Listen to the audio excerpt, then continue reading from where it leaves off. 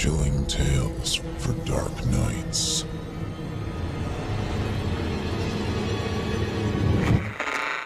Want to make sure you never miss a Chilling Tales for Dark Nights video again? Be sure to subscribe and hit that bell to turn on notifications. It's time to turn off the lights and turn on the dark.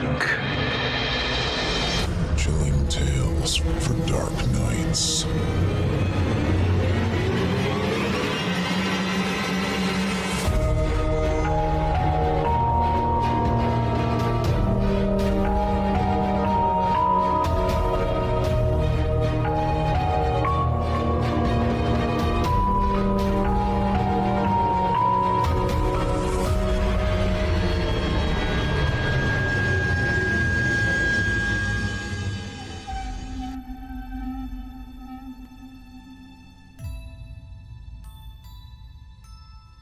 Good evening.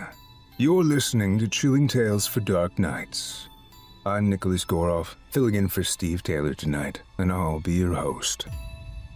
This evening, we're bringing you a haunting tale that explores isolation, grief, and the terrifying possibility that something in the darkness knows us better than we know ourselves. It's a story about voices, familiar ones, and the danger of answering when they call. Thank you for joining us. If you'd like to support the show and unlock exclusive content, consider joining our patrons area. For just $7.99 per month, you'll gain access to ad-free episodes, early releases, exclusive bonus stories, and extended content you won't hear anywhere else. It's our way of giving something special back to those who help make this show possible. Your support directly contributes to production costs, narrator compensation, and the continued growth of the Chilling Tales for Dark Nights network. To sign up, visit chillingtalesfordarknights.com. That's chillingtalesfordarknights.com, and become a member today.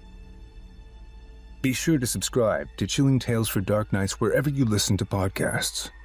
If you're enjoying the show, leaving a rating and review goes a long way toward helping other horror fans discover us. And don't forget to subscribe to the Chilling Tales for Dark Nights YouTube channel, where you'll find a growing library of narrated horror and new releases throughout the week.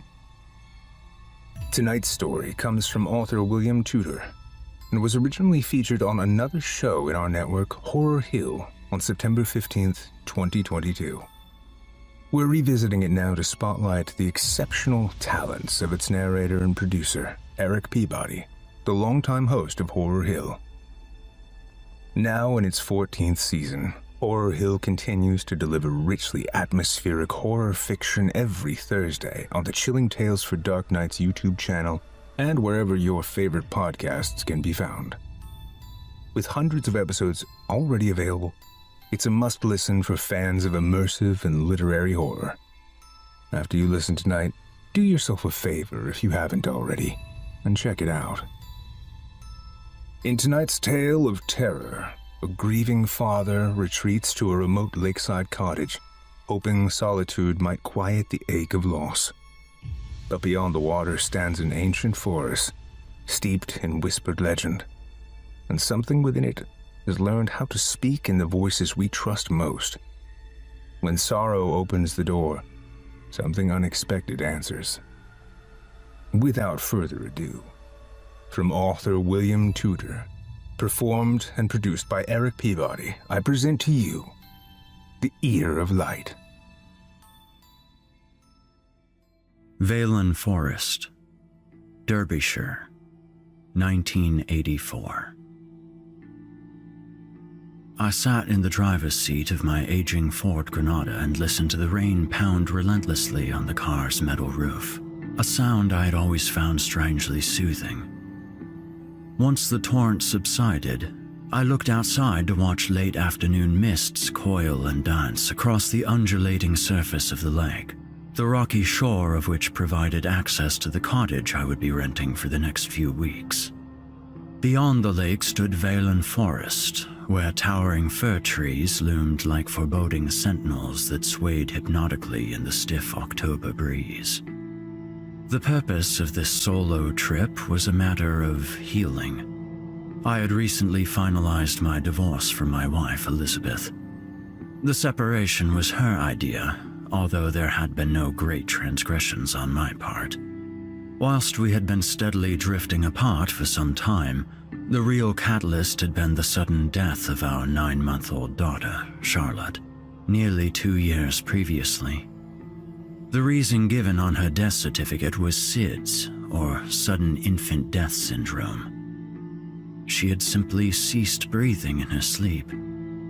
There were no warning signs to speak of, and no illness to foreshadow her demise.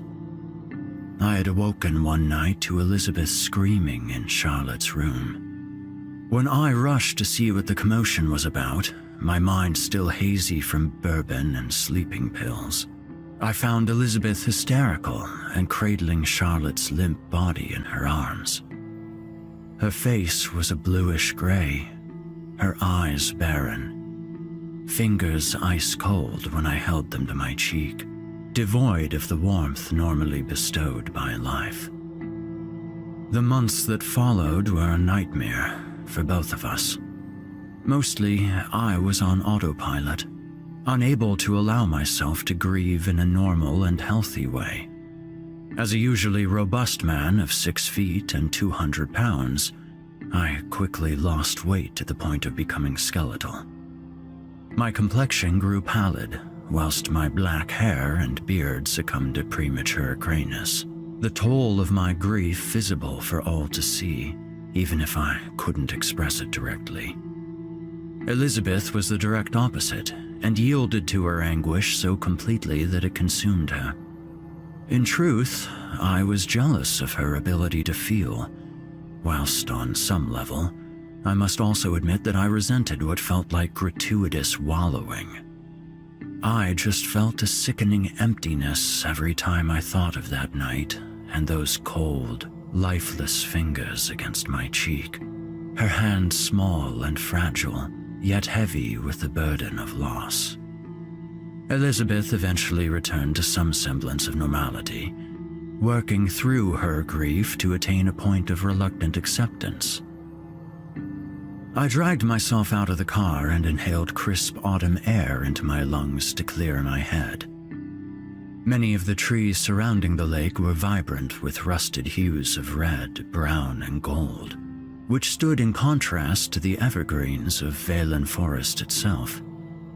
Even from this distance, I could hear the noise of the wind as it coursed through the twisted and gnarled limbs of the woodland's inhabitants, the dense canopy shifting under strain, almost breathing as though the forest itself was a vast living entity. I turned to regard the cottage behind me, a small single-story house with weathered cream exterior walls and a dark slate roof that looked like it needed repairs in several places. I quickly locked the car, a habit of inner-city living that had no meaning in a place like this, and made my way up the cottage's gravel path.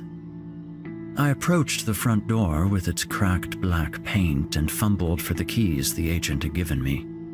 They were as old and corroded as the cottage itself. A paper sticker bore my name, Sean McGuire, with the collection date in blue bureau that was starting to streak with the rain. When I unlocked the door, it swung open lethargically on rusted hinges to reveal a dim and shadowed room beyond. The air smelled heavy and damp. I hadn't expected luxury by any means. The pictures in the brochure had prepared me for a back-to-basics lifestyle, but I still felt a sense of unease that this would be home for a while. I dragged myself and my bags inside and searched for the light switch, the single bulb adorned by a dated beige lampshade casting a subdued light. The room itself was a simple affair. A taupe sofa and chair were arranged around an old-fashioned coffee table. The heavy chimney stack contained a large black iron grate in which logs had been arranged in a triangle. A pine TV stand was placed in the corner, upon which sat a large television with a huge bulbous back. None of the furniture matched. A narrow hallway led to the bedroom, bathroom, and kitchen. The bedroom and bathroom were generously sized, but the kitchen was small and awkward to maneuver around, but was sufficient for one. It was late afternoon by the time I had unpacked and got myself settled. I lit the log fire to take the chill off the air and warmed up some pre-prepared food in the small gas oven that had yellowed with age. I also put on the TV for sound, to create a vague sense of company for myself. With the fire glowing and a few candles lit, the cottage was almost starting to feel cozy. After my meal, I stepped outside to get a feel for the surrounding area. It was dusk now, a dark purple sky tinged with wispy veins of yellow and amber. I walked down the path and made my way to the water's edge. My feet crunched satisfyingly on the rocks that formed its shoreline, and I delighted at my breath being visible in the frigid dusk air. This had always been my favorite time of year, when summer succumbed to the onset of autumn and altogether fresher conditions. The lake was vast, with still waters that reflected the hues of the sky above in a vivid and mesmerizing fashion. About the lake's perimeter were lights from the windows of cottages and farmsteads sporadically scattered around its border. These were signs of life, yet sufficiently distant to still give me that sense of isolation I craved. I will admit, however, that it was also comforting to know I wasn't completely alone out here. City people tend to romanticize rural solitude in a way that rarely accords with reality. The first few days were spent lazily unpacking my belongings and acclimatizing to the solitude of this place, with occasional walks by the lake during the day and reading in front of the roaring log fire in the evening. Eventually, I felt courageous enough to explore Valen Forest itself. On the day of my planned hike, I set my alarm for 5:30 a.m., so I would have plenty of time to explore the woodland before dusk set in. I ate breakfast with strong black coffee and prepared for my excursion. I pulled on my hiking gear, including my thick mustard jumper, olive walking trousers, and padded orange jacket, and filled a small rucksack with supplies. I chose to head north, away from the more populated areas, and soon came to a point where the lake narrowed into a ravine. A wooden bridge facilitated access to the other side and the sprawling forest beyond. The bridge itself was a modern affair of distinctly Nordic architecture. Upon reaching the path on the other side, I paused to survey my surroundings and soak up the peculiar atmosphere of this place. I wanted to explore the depths of this majestic forest landscape. Still, trepidation had instantly seized me, encroaching anxiety that began in the pit of my stomach to seep outwards towards my extremities, causing my fingers and lips to tremble discernibly. I cursed myself for my sudden infirmity. I was not inherently anxious, so why did I suddenly apprehend such a great fear of this place? Pushing my unease aside, I followed the path that led from the bridge to make a mental note of the general direction in which to return. The thick forest allowed for little light, and a tangible gloom seemed to hang in the very air of this place. The path that I followed appeared well trodden, and I assumed it to be a popular hiking route in the summer months. Occasionally, the landscape would thin out and relinquish scenery of such outstanding beauty that I began to develop a real sense of awe for Valen Forest. I would often stop to marvel at some sight or sound. The churning of a stream as waterfowl glided across its surface, or the sound of a distant heron or raven. I must have walked around an hour before the forest dispersed into a large clearing. I intended to rest, but something strange caught my eye, roughly 10 meters from where I sat, and I edged forward cautiously to get a better look. A small stone circle had been arranged on an even and slightly elevated patch of ground. above its perimeter were 5 severed fox heads, their glassy and lifeless eyes staring back at me as the breeze gently touched their matted fur. At the center of the circle were the ashen remnants of a fire. The closer I got, the more I could smell the burned incense of jasmine, frankincense, and patchouli. It was as though this obscene display had been the focal point of some bizarre ritual, and I assumed it was meant to serve as an altar. But to what purpose? Each of the heads had a substance smeared upon their brow, as if consecrated by a priest on Ash Wednesday. It was as though something sinister clung to the very air of this place. It was both invisible yet strangely tangible, and seemed to permeate my being to the point that I immediately felt infected by it. I quickly took a step back and tried to steady my breathing as my mind raced, desperately trying to rationalize the situation's absurdity. It was then that I heard the sound of something familiar, and instantly, my stomach lurched with a new terror. From the area behind the trees directly in front of me, I heard her voice for the first time in years. The sound of my baby daughter's cries. It was unmistakable, the sound particular to Charlotte, an urgent cry that usually meant that she needed to be fed or consoled.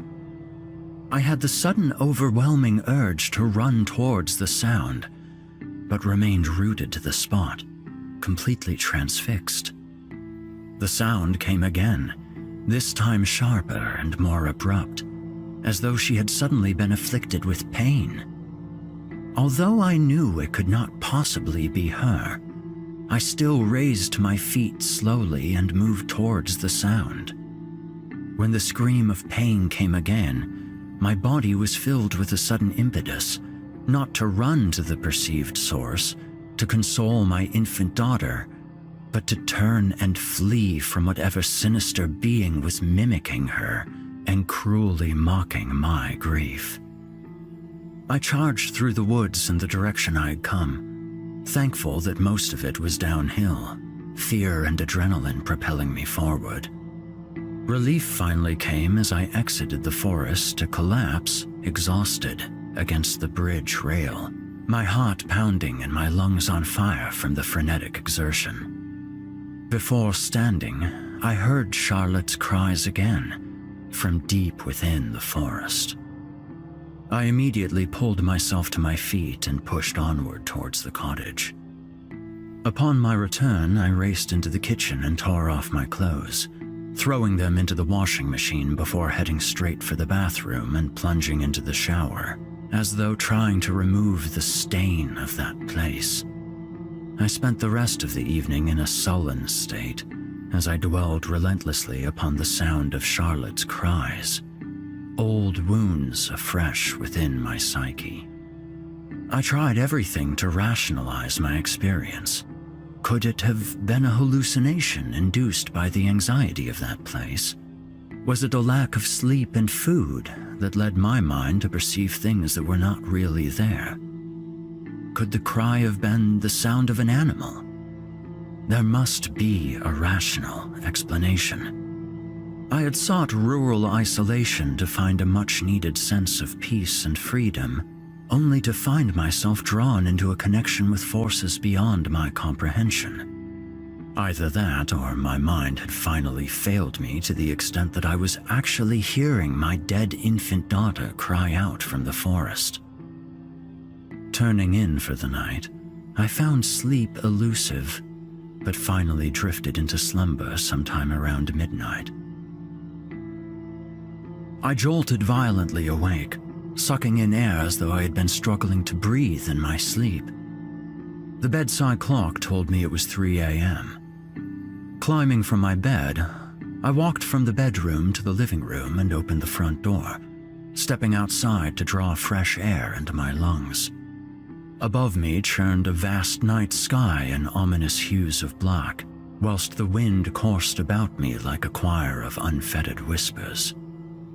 I walked the short distance to the shore of the lake as I wanted to look at the forest again, where I had witnessed such strange events only hours earlier. A sharp crescent moon cast a narrow, shimmering path of light that stretched from the opposite side of the lake to where I stood, silently observing as the light flitted across the water's surface. I turned to survey my immediate surroundings, the veiled shadow meadows on either side of the cottage, and the forest entrance further up the gravel path to the north. Then, something on the trail drew my attention, and I narrowed my eyes to try and see more clearly. A shadowy humanoid form stood near the base of a tree on the path I had used to return home. Whilst the form was nebulous and difficult to clearly discern, its outline was unmistakably that of a female. Was it a natural formation or an actual person? My heart leapt in a painful spasm that momentarily stole my breath as the figure moved to confirm my fear that I was not alone out here. As she approached, I watched the figure gain clarity as though drawing power from the moon itself. From her featureless black face, 2 shining golden eyes appeared. Her body was solid yet enshrouded by a vaporous mist, like black liquid nitrogen that billowed down to her feet and then outwards to gradually dissipate in the ether. Her long, flowing garments belonged to another time. Then the sound of Charlotte's cries came again as the apparition lowered her arms, hands disappearing into her vestments, to remove something pale and heavy. My stomach churned with disgust as the figure held the writhing body of my baby daughter aloft, suspended in the air by one hand that was clenched tightly around her throat, blood drawn and weeping where long fingernails had found vicious purchase. Her naked body dangled and flailed against the assault as she screamed in pain, her eyes turning towards me pleadingly, her cries straining under the vice-like grip on her supple throat. I turned and fled to the sanctuary of the cottage, slamming the door behind me and flicking on the light, shaking hands clumsily securing the bolts. My legs buckled beneath me as I turned and frantically clawed my way across the floor to prop myself upright against the front of the sofa, eyes never leaving the door as the room was suddenly plunged into momentary silence. My respite was to be short-lived. Whilst the sound of Charlotte's cries had slowly receded to nothingness, I suddenly became aware of the sound of scratching at the door. Then Charlotte's cries started again as more voices came, a crescendo of layered whispers, wherein individual voices were impossible to discern. Fingers began to tap on all of the windows at once, as though a group of people had surrounded the house. Anger boiled in my blood, and I summoned the strength to pick up the coffee table and throw it at the door, quickly falling to my hands and knees again with the exertion. "Leave me the fuck alone!" I bellowed the words, a struggle to form in my traumatized state. Suddenly, all the noises abated, and the silence was deafening.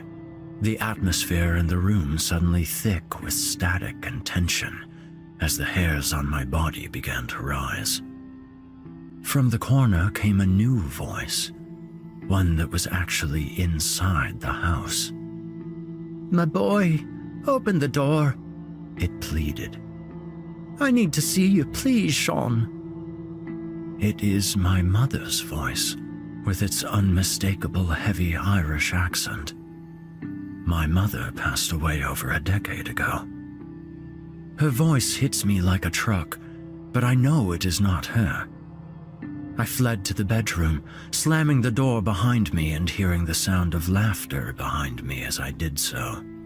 The sound of my mother's laughter, yet somehow different, inhuman almost, and tinged with cruelty and malice. No more sounds came that night, and I eventually pushed the bed up against the door and collapsed on it to sleep for a few precious hours. I awoke exhausted to the morning light filtering through the garish golden curtains of the cottage bedroom window. Feeling nauseous from fatigue, I pushed myself off the bed and dragged it back across the room.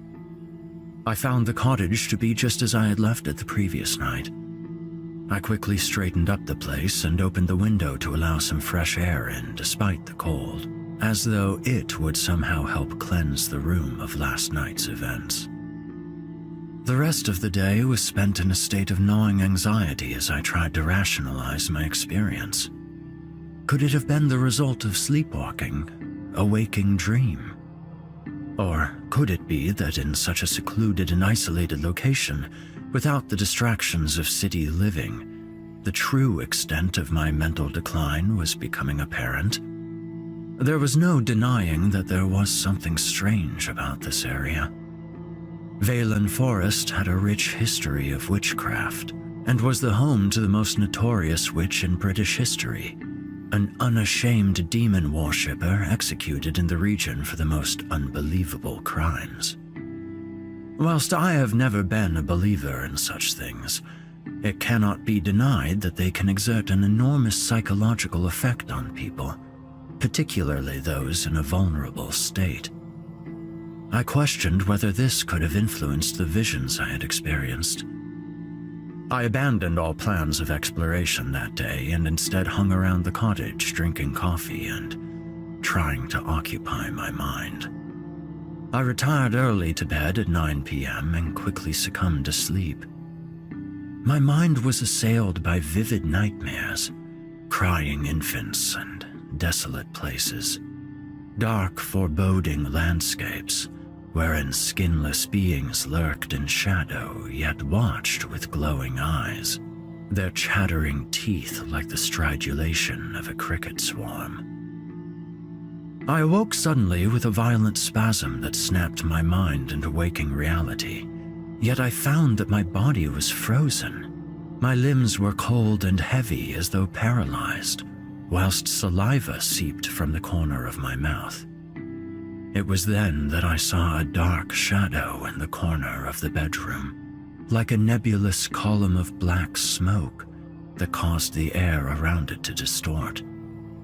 A noise, like a low hum or vibration, radiated from that part of the room. Her face appeared again from the black miasma, and my heart began to thunder at the sight of two radiant eye slits that opened to regard me with contempt, like a lion stalking its prey.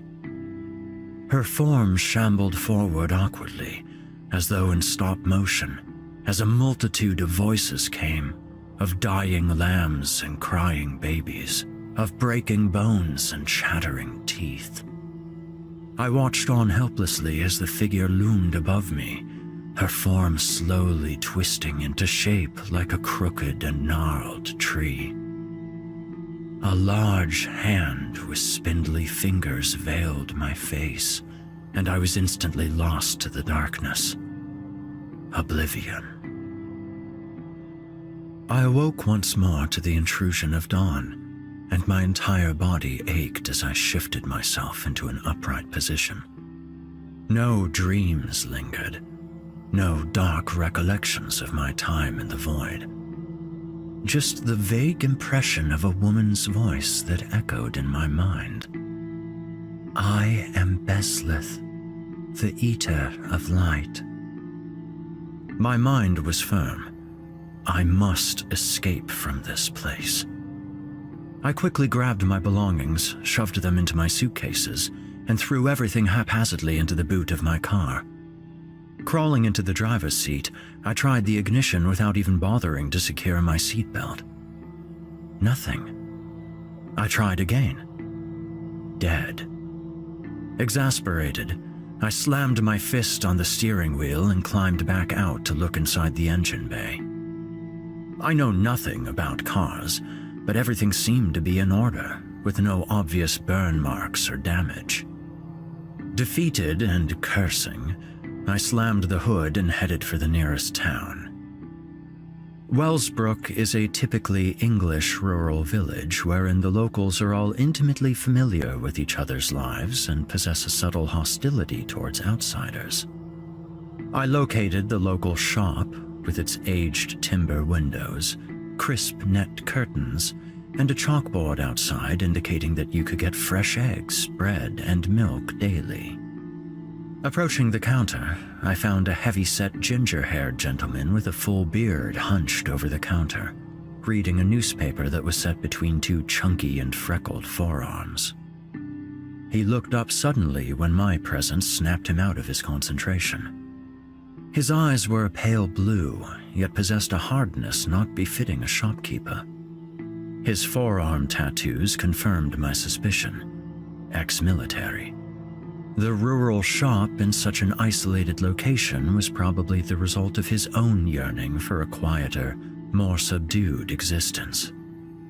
I hoped he was having more success than I was. "Good morning," I said, trying my best to sound friendly. "Mornin'," came the gruff reply as he lumbered into an upright position. He was a lot taller than I had first reckoned, and would not look out of place working the doors in a rough East London nightclub. Feeling the need to purchase something, I picked up a bottle of water and a local newspaper from the stack, knowing I would never actually read it. "Just these, please," I said awkwardly, placing them on the counter. "That'll be 40 pence. I quickly handed over the money. "Staying local, are you?" "Yes, I'm renting a cottage near the lake about 2 miles up the road." "Oh, of course, yeah. The old Evans place." His demeanor softening just a little. "Saw you there yesterday morning when I was out making deliveries. The Evans passed away a few years back, and the daughter now lets the place out to tourists. She didn't want to live there, apparently. Getting a fancy job in the city is what I heard. Nice little place, though." He paused briefly. "Listen, mate, just a word of advice, but do be careful if you head into the woods by yourself. Valen Forest is vast and can be a very disorienting place if you don't know it well. The last thing we locals need is to send out another party of volunteers to search for hikers who have gone and got themselves lost." "Thanks, I'll bear that in mind," I replied. "Is there a mechanic in town? I'm having an issue with my car. It won't start." "Not here, mate, but there's one in the next town over, but that's nearly 20 miles away." "Oh, I see." I sighed wearily. "Do you have a number for them at all?" "Yeah, mate, just a second." He disappeared into the back room for a few minutes before emerging with a number scrawled on a post-it note. "Here you go. There's a payphone on the other side of the village. You give him a call. He'll sort you out. Anyway, what's your name?" he inquired. "Sean." "I'm Frank. I'm open most days if you need anything and can deliver too if needs be. Just let me know." I quickly said my goodbyes, located the overgrown payphone that looked as though it hadn't been used in years, and dialed the number on an ancient and corroded keypad. "Hello?" a voice answered, its timbre thin and crackly. "Hi, is this the mechanic?" "It is, mate. How can I help?" "I'm having issues with my car. The engine appears dead. Won't turn over at all, and I'm trying to get home. I'm staying in a small cottage near the lake just outside Wellsbrook. The old Evans place, apparently, if that means anything to you." "It does, mate. I can come tomorrow afternoon if that's any use." "Can you not come sooner? I'm actually rather keen to be on my way." "Nah, sorry, mate. It'll be tomorrow afternoon at the earliest. Best I can do, sorry." Realizing I had little choice in the matter, I agreed to the time and made my way back to Frank's shop, picking up a bottle of Jim Beam to help me get through the night to come. On the journey home, I pondered my predicament. Had the events of the last few years, which started with Charlotte's death and culminated in my divorce from Elizabeth, really damaged my mind to such an extent? Was it possible that the degree of my mental decline had only really become apparent once I had isolated myself in such a rural area as this?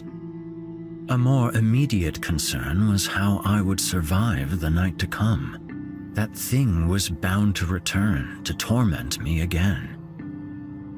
When I arrived back at the cottage, I quickly ate and then prepared the place to leave for good the following morning. This would be the last night I would ever spend in this place. I would be walking home if the car could not be fixed, whatever it took. I then sat and drank straight from the bottle. I had drained half of it before long. Even so, the gnawing anxiety remained, so I kept drinking until I succumbed to intoxication and exhaustion so completely that I staggered through to the bedroom and collapsed on the bed, the oblivion of sleep consuming me instantly, the sanctuary of nothingness. I awoke once more, gasping for air, initially unsure of my surroundings until the reality of the past few days swarmed my mind. It was dark outside, and the hands of my watch, although difficult to discern in the gloom, told me it was 3 a.m. My mouth was bone dry, and nausea churned in my stomach. A subtle movement, like the flitting of a shadow, drew my attention to the foot of the bed, where she stood. A tall, black, twisted form, with a radiant yet penetrating gaze. A silent voyeur that had watched me sleep for a time undetermined. My senses swayed as she crept up my paralyzed body. Bezlith, the Eater of Light. She seized me with hands that were impossibly large for a woman and brutally strong, pushing my head down into the bed with horrifying force. Her mouth split open like a serrated laceration, a gaping maw of obsidian teeth. From her open mouth, a sound emerged, like the thunderous roar of a waterfall, and her body shook with the sheer violence of it. An icy cold seeped into the top of my skull as she poured her essence into me, as though I were a vacant vessel to be filled. I lay motionless and powerless as her form began to fade, dissipating like cinders in the rain, until I found myself alone. The room plunged into a sudden stillness. Then, the voices began to emanate from within me, and I knew that I had finally succumbed to this malevolent being that dwells in the absence of light. It is dawn now, and the morning grows like an open wound in the veiled windows of the cottage. I resent its presence. It is intrusive, like a sordid scrutiny of a peeping Tom, and I find myself both fearing and dreading the light. I do not remember doing so, but I have positioned a chair in the center of the living room and clawed away the ceiling plaster to expose a heavy wooden beam. My hands still bleed profusely from the frantic efforts of this. The long wire from the ancient TV has been tied around the beam, and there is a wide, open noose at the other end that sways hypnotically in slow circular motions as I continue to stare at it with an unwavering gaze from my position on the floor. Charlotte continues to cry for me, and many voices beckon me to the void. I am no longer afraid. Soon, I will be joining them.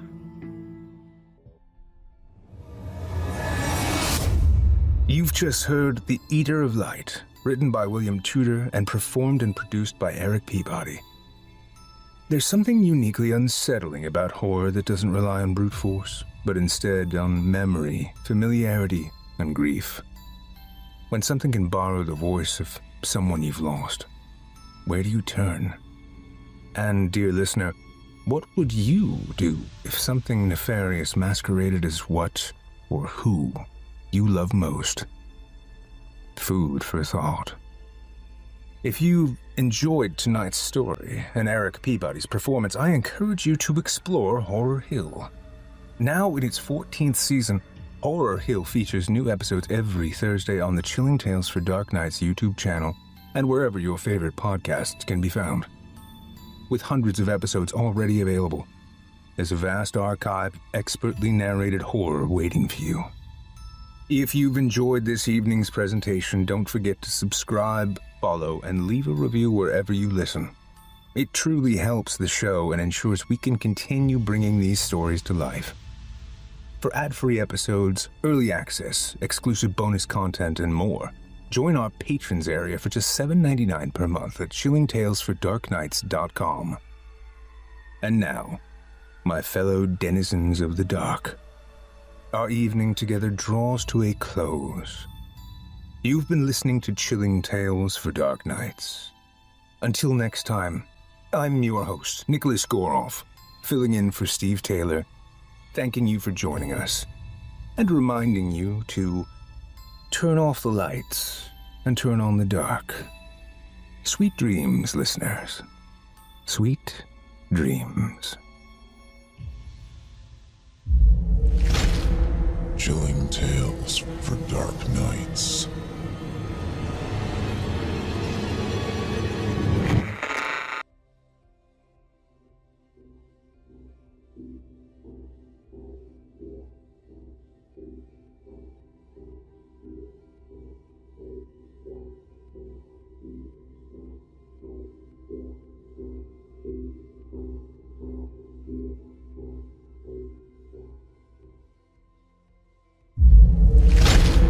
Chilling Tales for Dark Nights.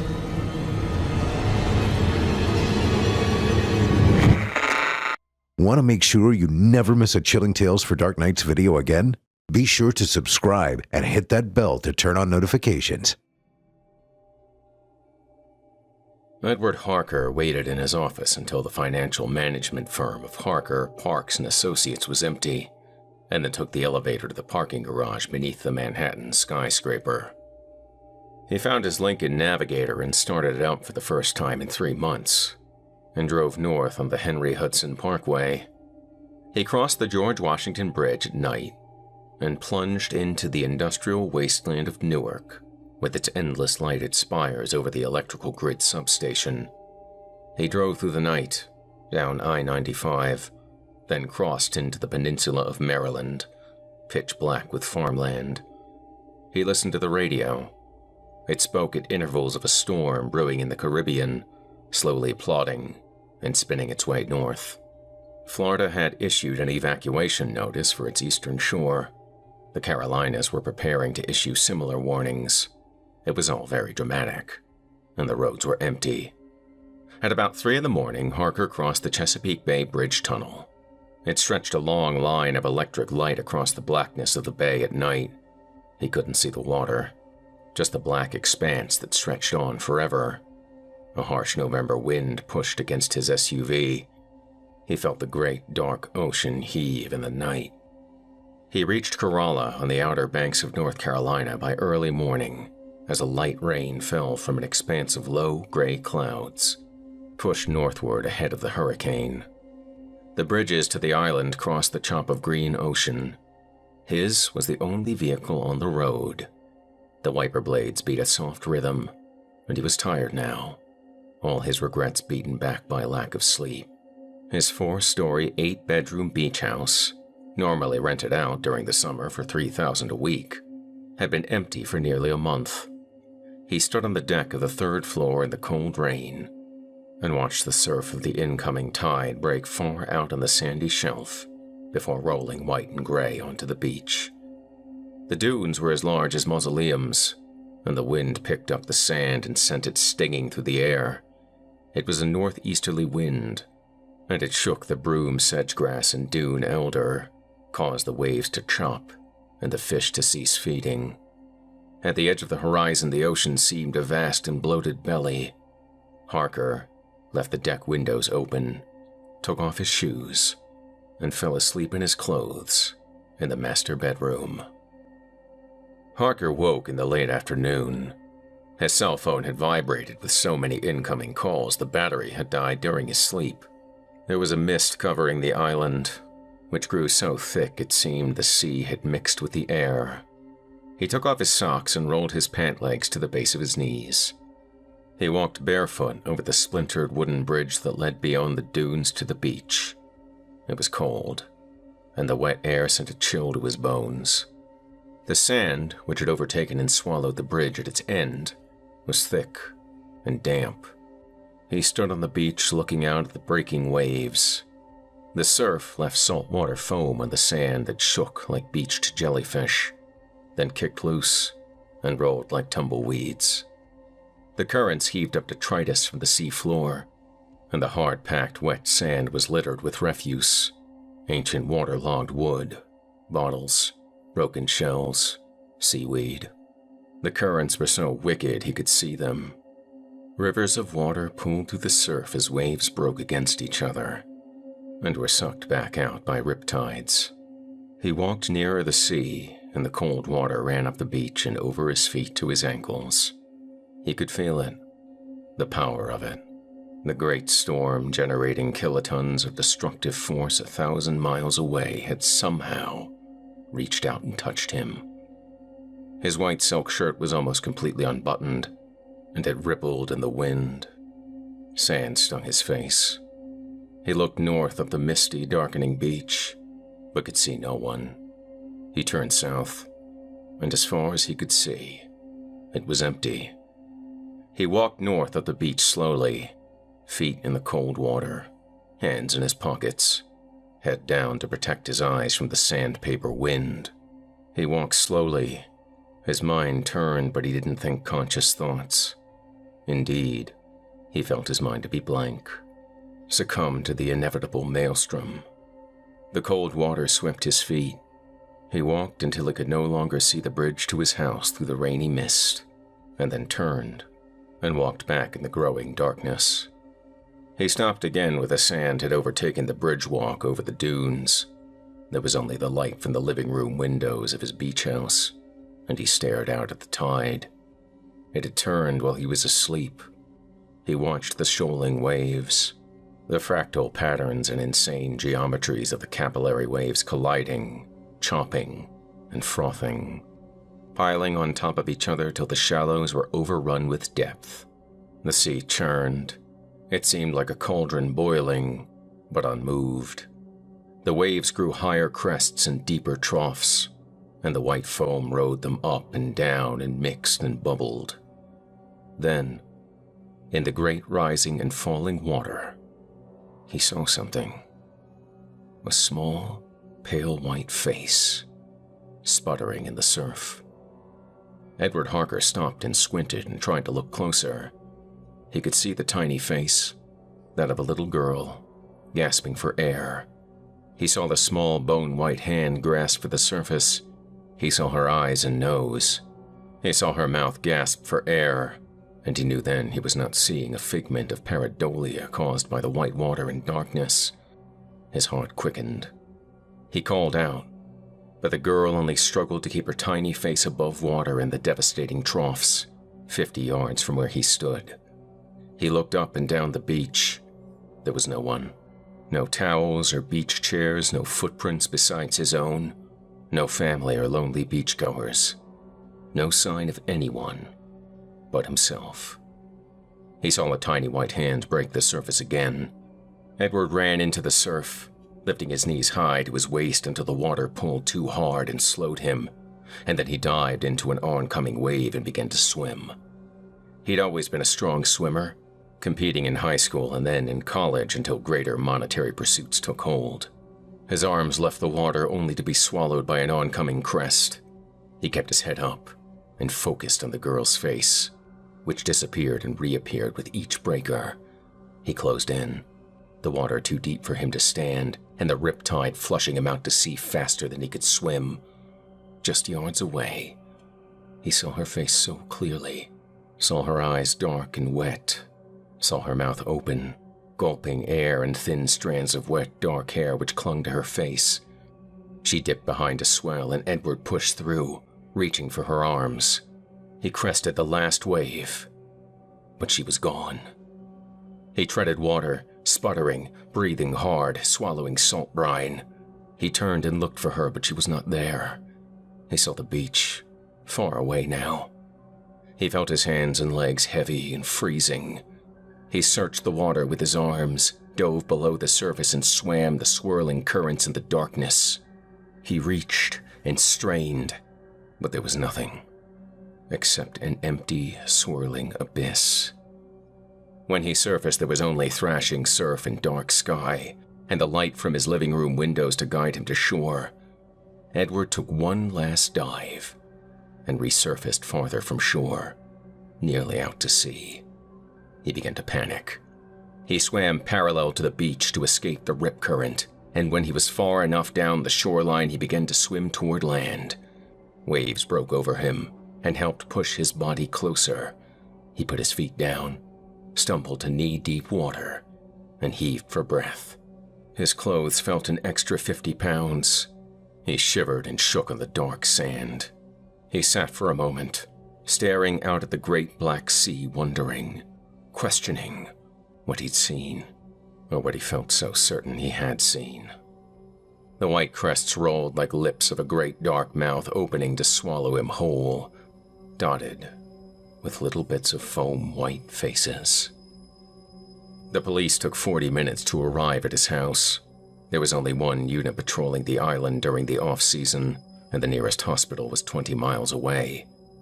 When drowning did occur, there was often little that could be done. The officer stood in his doorway and took his statement. Still sopping wet because he had no other clothes, he walked them to the beach and pointed out where he swore he'd seen the little girl. The officers, a portly man, Officer Dunkirk, and a young brown-haired woman, Officer Tanaby, both wore jackets and wide-brimmed hats. They stopped taking notes. They looked up and down the beach. "It's not likely," Dunkirk said. "A girl that age will be out here on her own, particularly in this weather at this time of year. Hell, you're probably the only one around for a mile. You do know that hurricane is coming, right, Mr. Harker?" "Low light and all the chop in the water can play tricks on the eye, sir," Tanaby said. "I almost reached her," Harker said. "I saw her. I was only a few yards away." "You sure it was a girl?" "Yes, I'm sure it was a girl. I could tell by her face." "About how old do you think?" Young. 7, 9 maybe. Too young. I have a 10-year-old daughter. She looked younger. I was that close to her. I don't know what she was doing out there. There was no one else. No one else at all." The officers spread out. One questioned the houses to the north, one to the south. Few houses were occupied. No one had a little girl, and no little girls were unaccounted for. They called into the island station. There was no reported missing persons, and, so far, his was the only call that night. Harker sat on the couch as the officers conferred with the dispatchers at the station. Outside was pitch black. "You see, Mr. Harker, we don't have any missing persons reported or even pending between here and the mainland," he said. Harker, head down, nodded. "I know what I saw." "Are you all right, Mr. Harker? I mean, personally, is everything okay?" she inquired. "Why do you ask that? Have you had anything to drink tonight? Any prescription medications?" "It happens sometimes, Mr. Harker. People think they see things in the surf. It wouldn't be the first call I've answered like this where somebody thought they saw someone drown or go under. It's a trick of the light. You think you saw the face of a little girl drowning in the waves. It was probably just sea foam. It's rough out there and cold, and no one else is around." They left, and Harker stood fully clothed in a hot shower to wash all the salt and sand off his pants and shirt, and then put them through the washing machine and dryer while he walked naked through the many rooms of the house in the dark. He fell asleep on a couch on the upper floor. In the morning, he realized he hadn't eaten in 2 days. He dressed and stopped at Ike's Diner for breakfast, and then drove to the Food Lion for groceries. He bought beach clothes at discount prices from Waves, along with several pairs of sweatpants and sweatshirts. He paid with his black credit card that was thick as a page from a picture book. The clerk swiped the card and it cleared, and Harker was relieved the card hadn't been cut off yet. He stopped at a liquor store and loaded up with beer, bourbon, and wine. He planned to forget about the previous evening and the previous 3 months. He stopped at the local post office and scanned the walls for photographs of missing persons. There were only 2, both from the 80s. 2 women with feathered hair and grainy smiles, caught at some candid moment when the entire world wasn't being recorded and splashed over the media. A radio played in the post office. A voice urged people along the coastline to travel inland. The high gray clouds were building upward, layering heavy atop one another. The governor was going to make an announcement. Edward Harker left. He dressed in warmer, dry clothes, ate more food, drank some beer, and started feeling more like himself.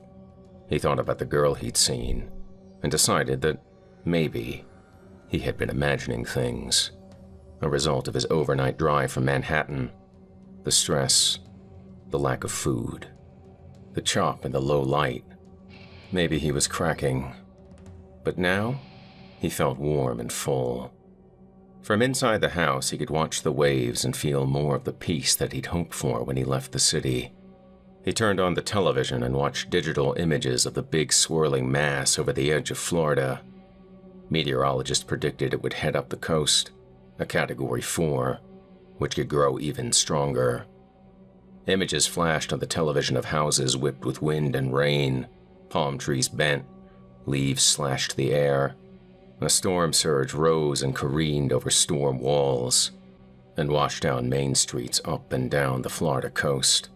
He turned it off and drank some more, then looked to the ocean outside his window and wondered how it would be here in his safe haven. What would it look like when the waves toppled over the dunes and washed into this house? What would it be like to stand on the porch and let the 130-mile-per-hour winds blow over him? What would it feel like as the storm approached? The landline rang and it sounded like a fire alarm in the silent house. He nearly jumped from his skin, his nerves frayed at the sudden encroachment. He'd forgotten there even was a landline. He stared at the ringing phone and waited. It kept ringing. He finally answered. "Edward? Edward, is that you? It's Meredith." "It's me." "Edward, they're looking for you. You need to answer your phone, answer an email, something." "How did you find me here, Meredith?" "I actually keep a Rolodex." "What can I tell them, Edward?" "Tell them I'm taking a leave of absence." "That's not good enough. It's not just the partners, Edward. The FBI, the SEC, and the IRS are here. They're actually here, in the office." "I'm out of town. I'll be for some time." "I can't tell them that. They're talking about issuing a warrant. You need to come back here." "Forward it to my attorney," Edward said. "And don't tell them that you talked to me." "What should I tell Lucy?" "You've talked to her?" "She called here looking for you." "What about Suzanne?" "I haven't heard from her. She and Lucy are still with her parents in Connecticut as far as I know." Edward took the phone away from his ear for a moment, looked down, and sighed. He thought for a moment. He wanted some deep and meaningful message to send to his only child, but there was nothing. Anything and everything he could say would be meaningless. Tell Lucy that Daddy will be home soon. I just had to take a trip. His assistant of 20 years said nothing, but he thought he could hear her cup her hand over the receiver of the phone for a moment. What she was doing on the other end, he could only imagine. Maybe she was hiding the fact that she was on the phone with him, perhaps talking to federal officials, telling them where they could find him. He didn't know, and all he had now was trust, as tenuous as it was. "I don't think I can hold them off much longer," Meredith said. "Don't worry, you're not in any trouble. It'll be fine." He hung up the phone before she could continue, and then unplugged the line. Fronts clashed in the evening, and the swirling wind and rain blew both warm and cold by the time Edward was drunk. He watched the television. He saw nothing of himself on the news. Every channel talked of the impending storm, the first hurricane in 5 years, and everyone treated it like it was royalty. The swirling red mass that quickened its step up the eastern coastline stretched 250 miles across and sustained winds of 140 miles per hour. In his alcohol haze, the image on the screen became somewhat ominous and humorous at the same time, with the eye of the hurricane a deep black and the surrounding areas red.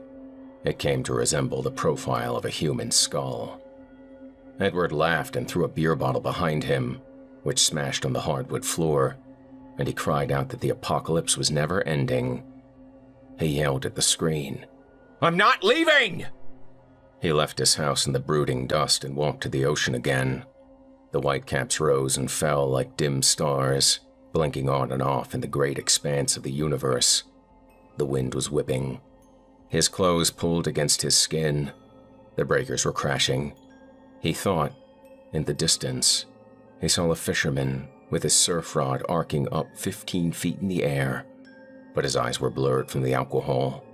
He shook his head to clear his vision and looked again, seeing nothing. It seemed that everything around him was a ghost.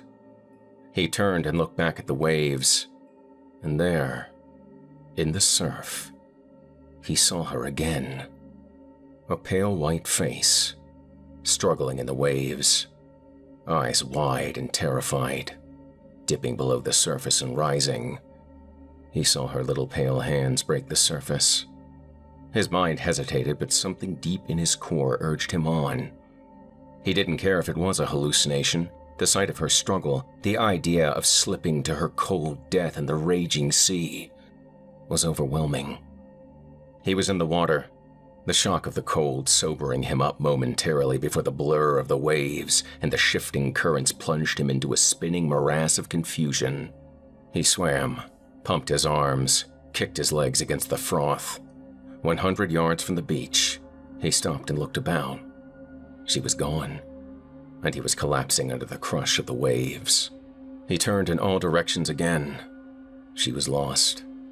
That tender, terrified face was gone again. This time he struggled back to shore. He swallowed too much seawater and collapsed onto his hands and knees, then retched on the beach. He turned on his back and sat up. The cold water was washing over his lap. He stared out at the ethereal tide and listened to the ghosts in his head, and he prayed to God that he could one day do one good thing, like save a little girl from chaos. But of course he couldn't even save himself from the chaos, let alone save his own daughter from knowing her father would be sent to prison. She would be a victim of it too. He stared out to where he'd last seen the drowning girl and, in the darkness, saw her face once again, struggling, gasping for breath. In that moment he felt sheer terror.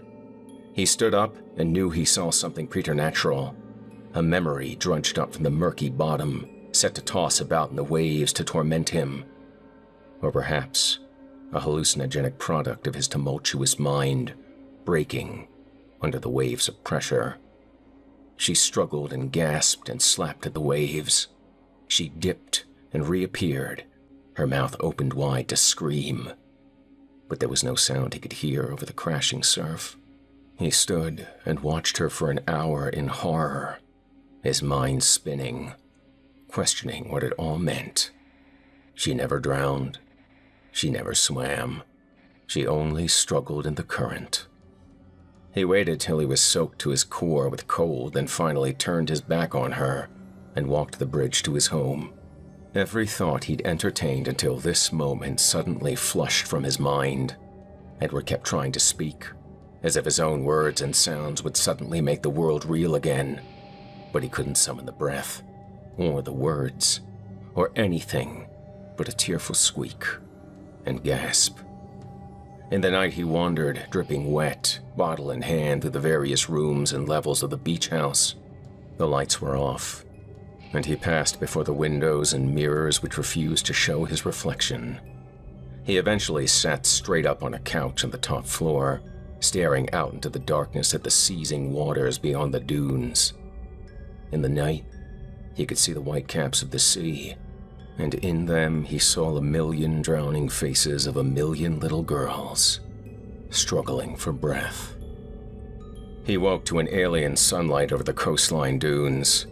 The water churned but looked restrained, as if holding back from the land. The bottle was on the floor beside him, its remaining contents spilled out. The salt and sand irritated his skin.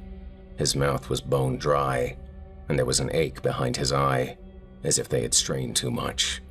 He felt lost and disoriented, looking out at the calm sun and slight breeze which bent the cord grass stalks. He stood and walked to the massive windows and wondered for a moment if he was still dreaming, but the pain in his head was too great to be imagined. His shirts and pants had solidified with salt over the course of the night, and the material was stiff and creased. He opened the sliding glass door to the porch. The air was light and unusually warm. He looked around and everywhere was silent, but for the crashing waves beyond the dunes. Edward turned and went back in the house. He showered for a long time, drinking the water falling from the shower head to wet his cracked throat. Images of the girl, what he had seen, coupled with a foreboding sense of death, flashed through his mind, and he tried to force them out. He was dried and dressed in the clothes he'd purchased from the beach shop. His head felt momentarily reinvigorated. He found his cell phone and plugged it into the charger, watching as it powered on and came alive again with text messages, emails, voicemails that had all been held back. The chime seemed to echo in the house for hours, and then there was the heavy-fisted knock on the door. Edward cautiously walked down 2 flights of stairs to the front door and could see an official-looking jacket and broad-brimmed hat through the clouded glass of the entry door. Officer Dunkirk, his belly spilling out over his belt, sidearm holstered, and barely noticeable against his bulk. "Good morning, Mr. Harker." Edward looked around as if expecting an armada to be waiting in the wings. "Good morning," he said. Is, something wrong? Why don't you step outside for a moment so we can talk?" Edward stepped out onto the porch landing. The air was unseasonably warm. The light breeze seemed to be holding back, waiting. "I come here for 2 reasons," the officer said, as if orating before a southern congregation. "For one, we received a request to do a wellness check on you." "A wellness check?" "To make sure you're okay. It seems there are many people quite worried about you and wondering where you are." "Oh, I'm fine," he said. "I can see that. The second reason I'm here is that the state has issued an evacuation order for the coastal areas." Edward looked around at the bright sky and warm sun. Dunkirk half grinned. "Oh, don't be fooled, Mr. Harker. This is what they call the calm before the storm. All the weather we've experienced this week has been pushed out, making way for the granddaddy of them all. It's not going to be pretty, and I suggest you start packing and leave. Landfall will be tomorrow." "Oh, I see. May I ask what brings you down here at such an inopportune time?" "I was just looking to get away," he said. "I needed to clear my head." Dunkirk stared at him knowingly for a time. "A little solitude can refocus the mind, I suppose," he said. "I understand there may be some issues you're dealing with up north." "Nothing that involves local law enforcement," Harker said. Dunkirk smiled. "Not yet, anyway. It's not really my purview, and I don't much care one way or the other, Mr. Harker. Powerful men have powerful problems.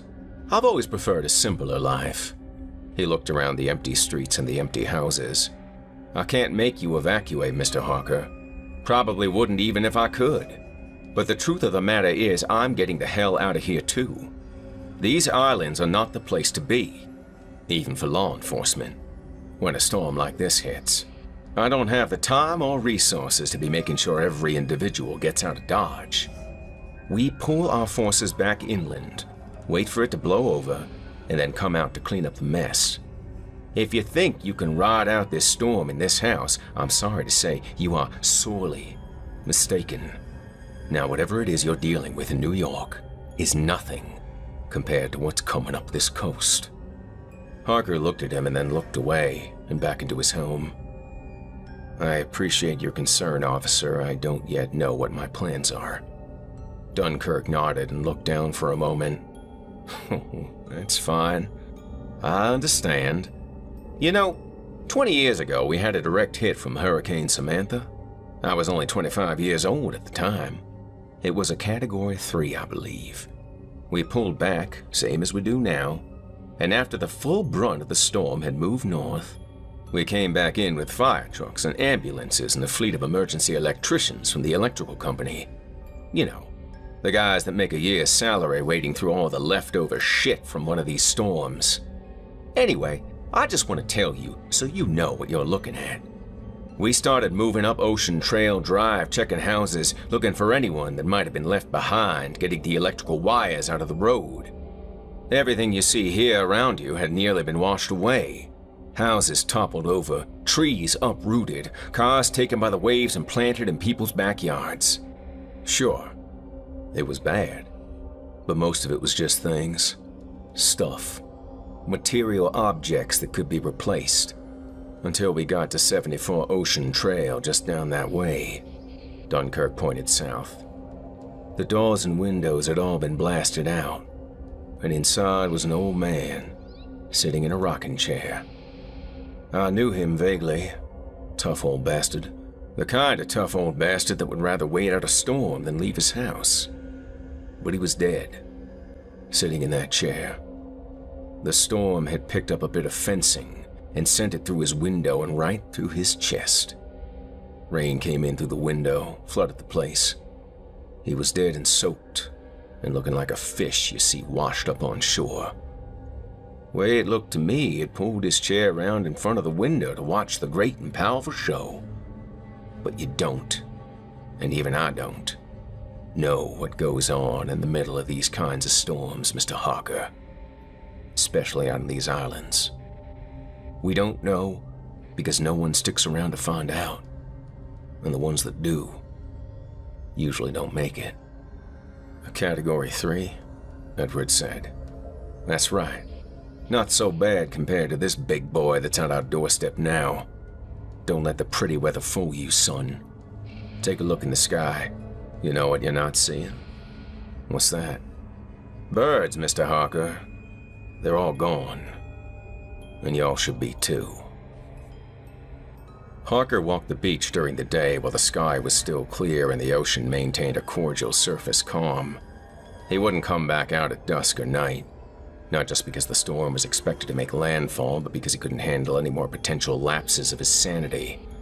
Instead, he walked during the highest sun and trudged far north on the island. After an hour, he rounded a bend which signaled the final tip of the island. He stood for a moment, legs tired from the long walk in the sand, but his mind feeling remarkably clear. The ease of having left something completely and totally behind. He decided he would not be returning to New York now or ever.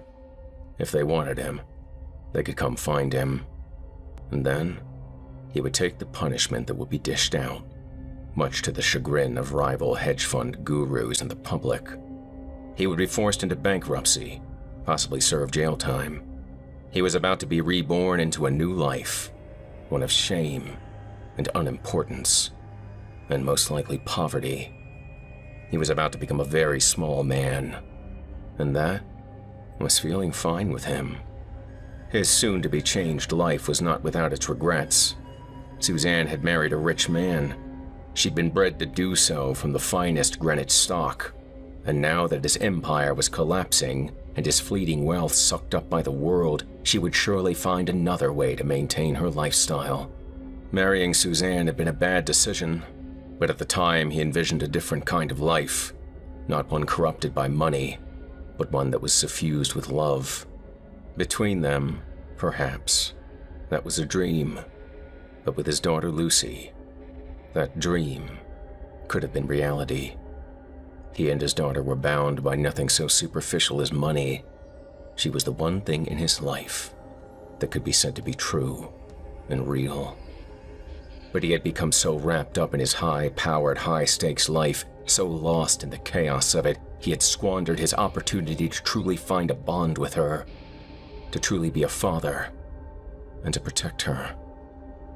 But there was still time. Now, with his former life being laid to rest, there would be infinitely more time. He would be a different man than Lucy had known, but he could still be her father. This obstacle in his life, the press and the federal investigation, could not break him yet. There were other ways to be strong, other things that could be faced down. He would weather this storm, and then anything beyond would merely be a desert of overcast skies. Being here and facing down the hurricane was a stand against it all. He took a last look at the dark strip of land to the north and turned his head back home. In the distance to the south, he could see a dark haze that built miles up into the sky. A stiff wind was beginning to pick up again. He heard something heavy move at the periphery of his sight. He turned and saw a lone wild horse hoofing the sand, spooked and shaking its long, triangular head. That night, the rain and wind started. The house began to creak and groan under the gale, to the point Harker could feel it shift beneath him. Spats of rain pelted the windows, and it sounded like some demented child throwing pebbles against the glass. He sat on the couch and watched the weather forecast on the television. It was only a matter of time before the power cut out. So, he listened to the last reports from the outside world. The edge of Florida had been devastated. Images of roofs torn off, uprooted trees, entire towns flooded underwater. Occasionally, the television newsfeed would cut to a panoply of 80s color, with a warning alert screeching across the audio. He sat and listened to the warning echo throughout the empty house. He stood and stared out the windows. His house was the only light in the impenetrable darkness. He looked but could only see his reflection streaked with horizontal streams of rainwater. Even the white froth of the rising ocean was hidden from him. A sound came from a floor below, faint at first. Harker ignored it as just another instance of the house complaining under the onslaught. Then it came louder and more insistent. Knocking. Someone at the door. Confused and concerned, Harker went to the front door on the second level, which opened toward the road. He flung the door open, but there was no one there. The wind blew him back. He shut the door and locked the deadbolt. The knocking came again, from the basement door on the bottom level, which opened to a concrete landing with the in-ground pool and the bridge to the beach. The knocks were heavy, like a giant fist was trying to break it down. He looked down the stairs to the dark rooms below. The knocking came louder. Harker walked to the bottom floor. It was a family room, with an old couch and television and a bedroom set off to the side, with 2 sets of bunk beds for renters with big families. The window blinds were all drawn shut. He flipped on the light. The knock came again, echoing throughout the empty house, threatening to knock the door off its hinges. Harker paused for a moment and then flung the door open. The light reached out into the darkness, but there was nothing there. He pushed his head out and looked left and right along the side of the house. So far, the landing remained fairly dry, shielded by the second and third story decks, although water was beginning to creep at its edges. Harker called out into the night, but there was only the sound of wind. He moved to shut the door again, doubting his sanity. He looked down and saw 2 small, wet footprints, fresh on the concrete, the bare feet of a child, come in from the rain. Somewhere in the darkened bedroom, a child laughed, and feet pattered across the floor toward him. Harker scrambled to the stairs, panicked by the sound of someone else in the house. He stopped at the second-floor landing, bracing to run, and turned to look back at the basement living room. The lights flickered and browned as the hurricane winds gained force. He caught a glimpse of something moving through the shadows. A flash of pale bare feet and a dripping white nightdress. His senses whirled. He scrambled again as the lights fought back and returned fully illuminated. He ran to the third floor. A child's laughter followed.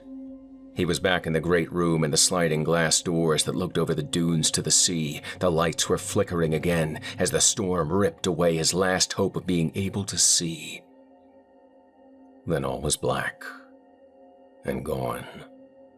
The wind blew and leaned against the house like Leviathan had come ashore and rested his back against the side.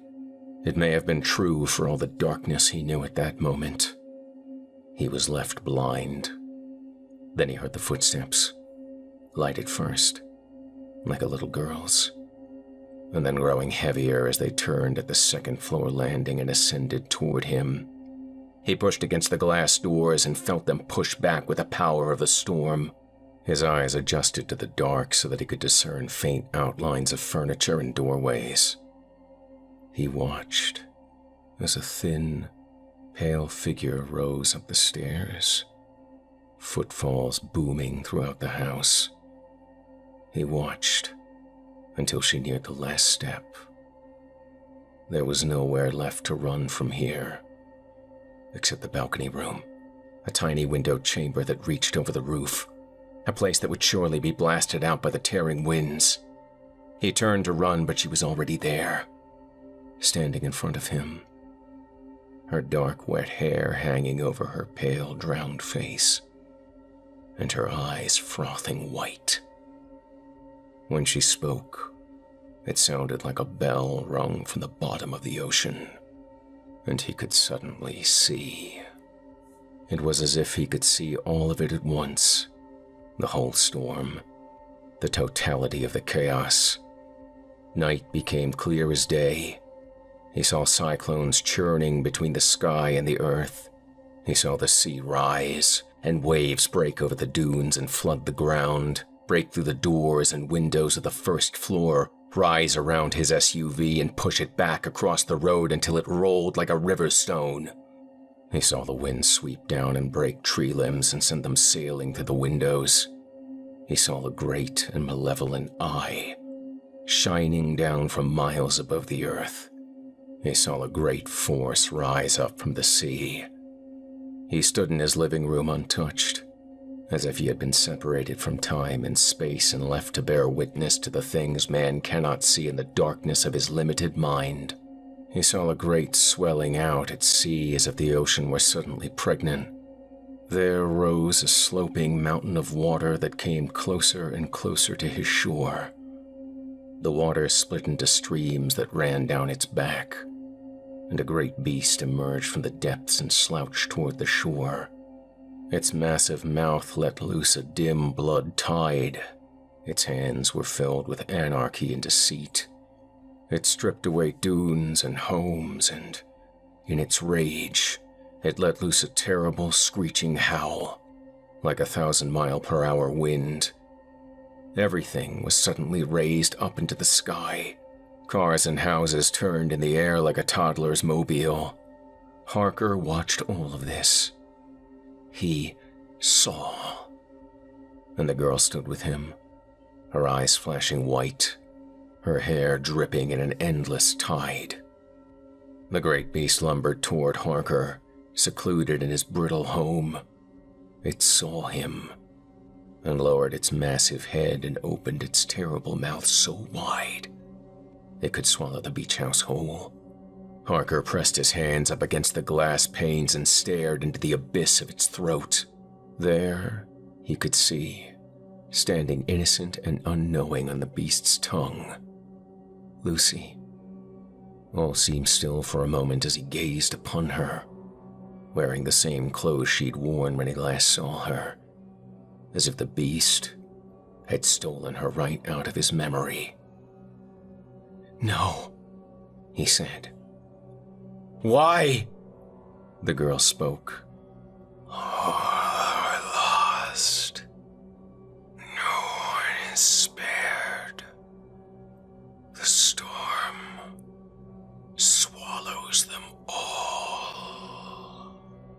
The girl turned and looked at Harker, her eyes washing white with foam. The beast snapped its massive jaws shut, and it sounded as if a crack opened up in the earth. It took the police and cleanup crews 2 days before they reached Kerala and, in his 45 years on Earth, Dunkirk had never seen such a sight. This was a devil of a storm, he told a crewman, and the old bird nodded in agreement. The whole place had been rolled flat as a prairie. Even the low tide was nipping at the edge of the multi-million-dollar properties. This place might have seen its last, he said, but it was really more of a prayer. Dunkirk pretended for a little while that he was immune to the curiosity, that he was taking the problems of work as they came, moving with the crews northward up the washed-out island. But his mind kept wandering to Edward Harker. They spent countless hours trying to get power restored so the real work could begin. But finally, Dunkirk said he was heading off. When the chief engineer asked where, Dunkirk didn't say, but just hopped into his four-wheel drive and drove further north on what used to be a road. He found Edward Harker's residence collapsed, pushed over as some great hand had set its palm against the southern wall and knocked it out of the way. Across the street, Dunkirk saw Harker's Navigator. Beautiful vehicle that it was, upside down in some deep scrub brush, laid over with trees. Dunkirk sighed deeply. It wasn't regret he felt, but the knowledge of what he would find inside, and the knowledge that he had to go in to see. It was his job, and it was more. It was bright out that day and unnaturally warm. Dunkirk made his way around to the back of the house where a great tear had opened up the eastern wall and shattered all the windows to let in the ocean. The house itself looked like a great whale had washed ashore and been eaten open by the wildlife. He tested the wood with his heft a moment, snapped on a flashlight, and climbed inside. There, on what was previously the 3rd floor, now only a platform hanging precariously in the air, he found Edward Harker, seated in his fine leather chair. His mouth was open, his head tilted back at an unnatural angle, and his eyes white with death. A crossbeam of wood rose out of the center of his chest like the mast of a ship run aground. Dunkirk squatted beside the man and took his hat off and held it in his hand. He said a brief prayer for the dead and for all those who have been lost at sea or drowned. He put his hat back on and cautiously climbed out of the wreckage, mumbling to himself of what a crazy, goddamned world it was.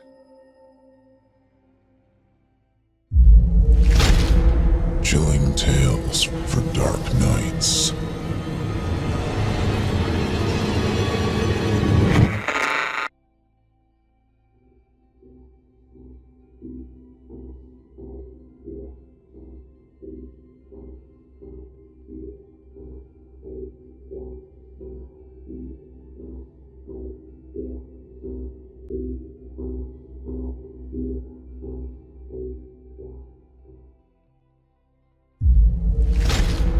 Chilling tales for dark nights.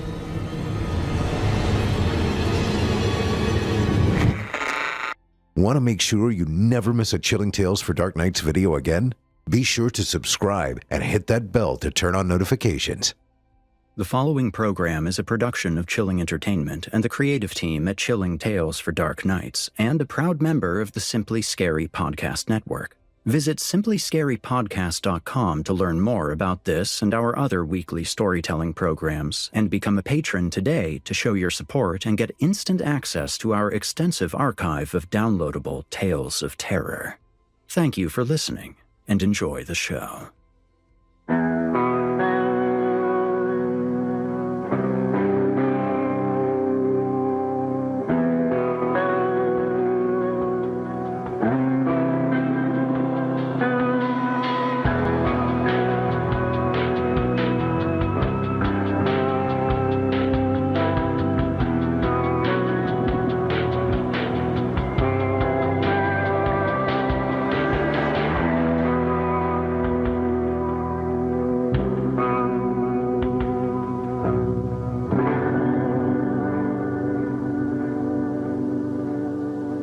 Disclaimer. Horror Hill is a horror anthology podcast bringing you scary stories from all corners of the internet and beyond. As such, certain stories include content that some listeners might find offensive. Specifically, tonight's story includes violence against children and themes of white supremacy. Listener discretion is advised.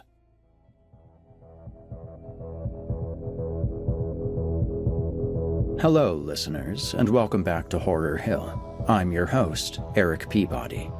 Tonight, we have a story that's a bit different than our usual fare. Don't worry, there are certainly supernatural scares to be had here, but more prominently, it features some real-life horrors. The title is Eden, and it's written by Christian Wallace.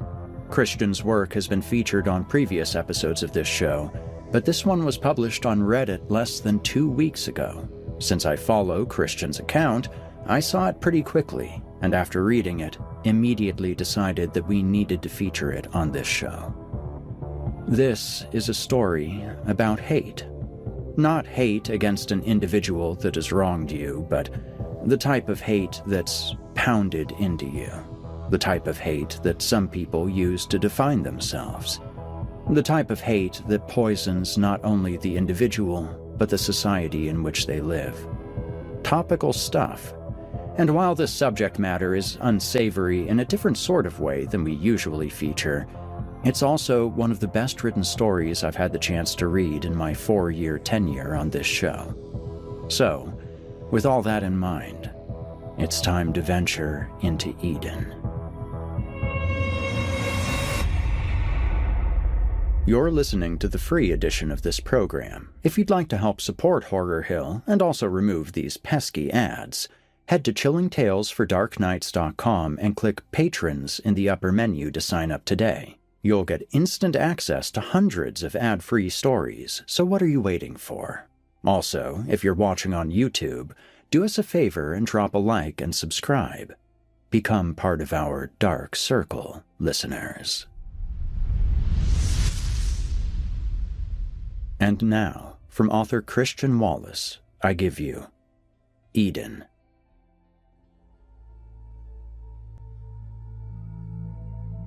The kid I shot was called Abner Howard.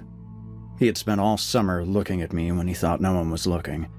Didn't recognize it straight away. If anything, I did my best to avoid catching anyone's attention.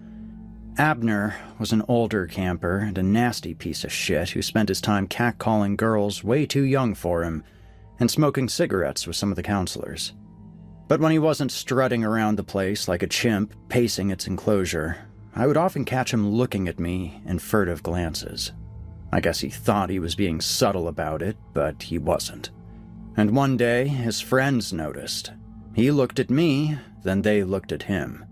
A subtle tilt of the head. That was all it took for them to convey their suspicion, and in a desperate bid to save face, Abner stood up from the railing he was perched on and cried out, "What the fuck do you think you're looking at, pretty boy?" And I just had to be clever, didn't I? "Aw, you think I'm pretty, Abner?" He grabbed me. The others joined in. A knee to the chest pushed me into sodden mud as Abner's rain-slick hands gripped my jaw. "Won't be so fucking pretty now, huh?" Abner slid a pocket knife into the fat of my cheek and went to work. But it was wet and his hands were shaking. The blade skipped across my cheekbone like a stone across water. The tip of the blade nicked the eye and carved up my brow and forehead, leaving a gouge that'd forever remind me of tectonic drift. By the time my cries attracted any attention from the counselors, I was sobbing and running in circles, bloodied hands groping desperately at open air. I remember screaming for my mother, my gut twisting itself in knots. I wanted someone to enforce some logic back onto the world, some semblance of sanity. But the authorities at the Eden Reformation and Reclamation Project were not sane. They bundled me into a private cabin and wouldn't let me speak to anyone or make a call. I was kept prisoner for 2 days before they finally bribed some drunken vet to try and patch me up. When I told one of the counselors who stood guard outside my door that they'd be sorry once my dad found out what had happened on their watch, he snorted and replied, "Who do you think recommended the vet?" Should have figured. Dad was the reason I was sent here. He didn't like me wearing eyeliner, so when it was his turn to have me for the weekend after my 14th birthday, he decided to take me on a trip. If you can believe it, I was actually excited because even though he'd always been a dick to me, he was my dad and I wanted him to like me. But as soon as we passed state lines, he pulled up on the side of this road and we waited for a full 3 hours. Wouldn't answer any of my questions, just smoked one cigarette after another. Eventually, this van drove up and 3 guys with masks got out. I asked Dad what was going on, but he said nothing, as they dragged me from my seat, cable-tied me, and threw me in the back of their van. After that came the absolute nightmare that was Eden. They didn't explicitly label themselves a white supremacist camp, nor did they particularly tout their gay conversion therapies. The kind of people who sent their kids to Eden didn't want any official connection to that sort of thing. But the camp's motto was setting America's youth straight, and their flag was a red flag with a white circle that encompassed a Germanic-looking crucifix. Where they operated, in the Appalachian woods, far from prying eyes, Eden and its organizers were able to adorn our cabin's walls with swastikas and force us to watch hours and hours of revisionist documentaries that taught us the wrong people won World War II. Our practice targets at the firing range were racially charged mugshots. Our team names were slurs. One morning, prayers were in German, and we shaved SS symbols into each other's heads for a mixture of fun and punishment. Officially, Eden was just one of many camps for troubled teens. But the camp wasn't there to convert or fix any of us, despite its promises. It was a meat grinder meant to spit out psychopaths, to sift through each year's attendees until they'd found the most promising candidates for recruitment into the movement, to blur the line between guard and prisoner, and watch with thin-lipped excitement at the resulting carnage. The counselors set out to torture, and the most important tool in their arsenal was us. It wasn't the counselors who force-fed one girl roadkill because she dared to try sticking to a vegetarian diet, and it wasn't counselors who tore the stud right out of one boy's tongue after he'd successfully hid it for the first few days. It was the kids, the ones who wanted to be fixed, who wanted their wide-necked fathers to finally look at them like they weren't dog shit on the bottom of a shoe. The worst tradition was called the Wild Hunt, when counselors would pick the weakest kid to be that week's deer and send them running naked into the woods while everyone else went after them armed with air rifles that could break the skin. There were no points in that game, no incentive. Only a certain kind of kid would pull the trigger just for fun. Finding those kids, singling them out for recruitment. That was the point. I pulled the trigger. I never bought into Eden's racist bullshit, but the genius of a lot of cults is that they don't always ask you to care that much about belief. Until I attended, I wouldn't have even thought of myself as a cruel or angry person. But the machine worked, and it didn't work just once.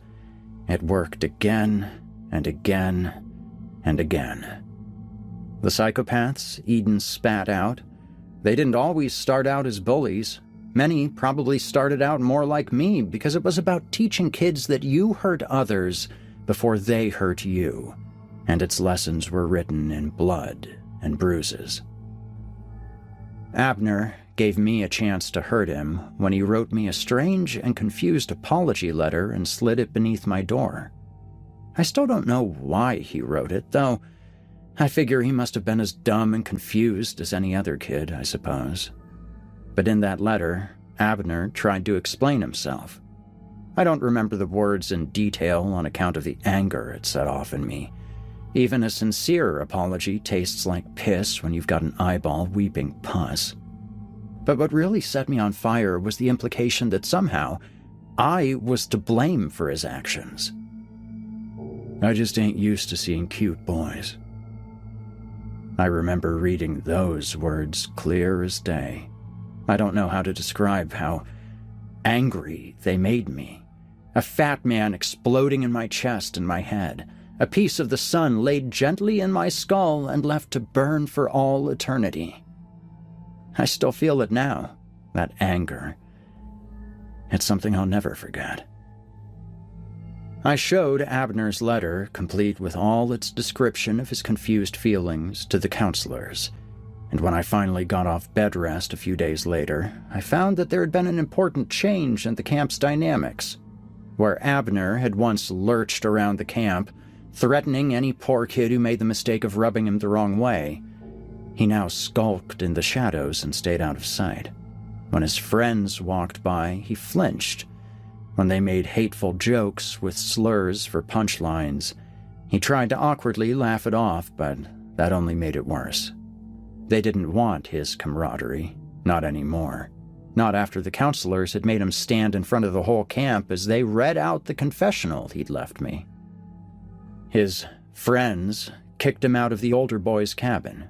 Counselors wouldn't let him into the others, so he had to sleep in a tent. I remember getting up one night and looking outside to see one of the guys taking a piss on it. I could tell by the light that Abner was inside, but he was just hiding in the corner like a beaten dog. There were moments when a better person than me might have felt sorry for him, but I was seeing the world through one eye, and his suffering made me happy. And when it came time for the wild hunt, and Abner was selected to be that week's steer, I spent an extra couple hours each day on the range practicing with the air rifle. I had to work real hard to learn how to shoot well with one eye patched up. Even then, I was never as good as I was back when I had two, but I figured Abner made for a bigger target than the pesky cans they had up in the range. On the day, I set off alone and hiked for 3 straight hours before I finally spotted him moving between the trees. Pale skin and shaved head, covered in bruises. Abner was a gaunt figure panting and running desperately through the undergrowth. Sounds dumb to say, but he looked like a deer. I swear it. Not in shape, but in spirit. The way he moved around looking so scared and alert. Dad and I had few shared interests, but deer hunting was one of them, and I knew the look plain as day. Made it easy to pull the trigger. The pneumatic whoomph of the air rifle was satisfying, but not as satisfying as the sound of the pellets striking him in the temple, and certainly not as satisfying as watching him practically tumble head over heels and go rolling down the side of the mountain. I was grinning when I crested the top and looked down, panting and laughing, all half mad, filled with the kind of righteous anger that I'm loath to admit I must have inherited from my father. But Jesus, when I finally saw him, when I saw the broken tangle of legs and arms, it made me think of a spider that's been stepped on. He was all bundled up, his violent descent down the hill stopped by the gnarled roots of a fallen tree. His face was streaked with blood and reminded me strangely of Jesus and his crown of thorns. And his eyes, his open eyes. Abner was looking at the sky too, just like Jesus with those chipped and painted irises. After that came the panic, and I don't remember much else. They found me half-collapsed a mile out from the camp, feverish with an infection that was racing from my eye to my brain. I'd soiled myself, and in my hysterical state, I told them about Abner. A terrible confession. They checked up on my story and found it to be true. 3 weeks later, I woke up in the hospital recovering from surgery to remove the infected eye. Dad was beside me and spoke in a tone that resembled pride. When he saw me looking nervously towards the door, he smiled and patted my shoulder. "Don't worry. We look after our own." The meat grinder is effective. I'll give them that. It took me a long time to realize that the people who ran that camp had plenty to lose too if my story got out. But the way they treated me, they acted like they were doing me a favor, saving me from an unfair and unjust world that would have persecuted me just for protecting myself. I never bought into it. Not really. I don't know. I like to think I didn't do a great deal to actually help them. But whether I want to admit it or not, I became part of the machine. I was in videos. I was in brochures. I had tattoos that remain, even to this day, as blotchy scars across my chest and back. There are photos of me as a teenager that make me feel physically sick when I look at them. A gangly 19-year-old with an SS tattoo poking out from beneath my collar. These marks cost me educational and job opportunities, and that pushed me further into the machine. I went to rallies when they told me to, gave speeches when they told me to, threw bottles when they told me to. Eventually, they didn't have to keep telling me what to do. I was angry, so fucking angry, angry all the time, like a cancer of the mind. Do you want to know what ended it? What finally pulled me out? I was sent to jail for drunk and disorderly behavior when I was 21, and a young trans woman who was sharing the cell with me and 6 others looked my way. "You're a pretty man." And instinctively, I touched the scar on my face, the hollow socket that I never covered because I thought it made me look intimidating. But she only smiled. It was so gentle, like she knew the fear I'd felt when Abner had held me down. She made a kind gesture to a man with a swastika tattooed on his neck. She didn't have to show kindness to a man who wanted her dead. And then a thought came to me as clear as day. I don't think she deserves to die. After that, everything unraveled. For the last 20 years, my life has been dedicated to deprogramming people who got sucked up into the same machine I had. I've been on the news, interviewed for documentaries, lectured at every Ivy League university in the country.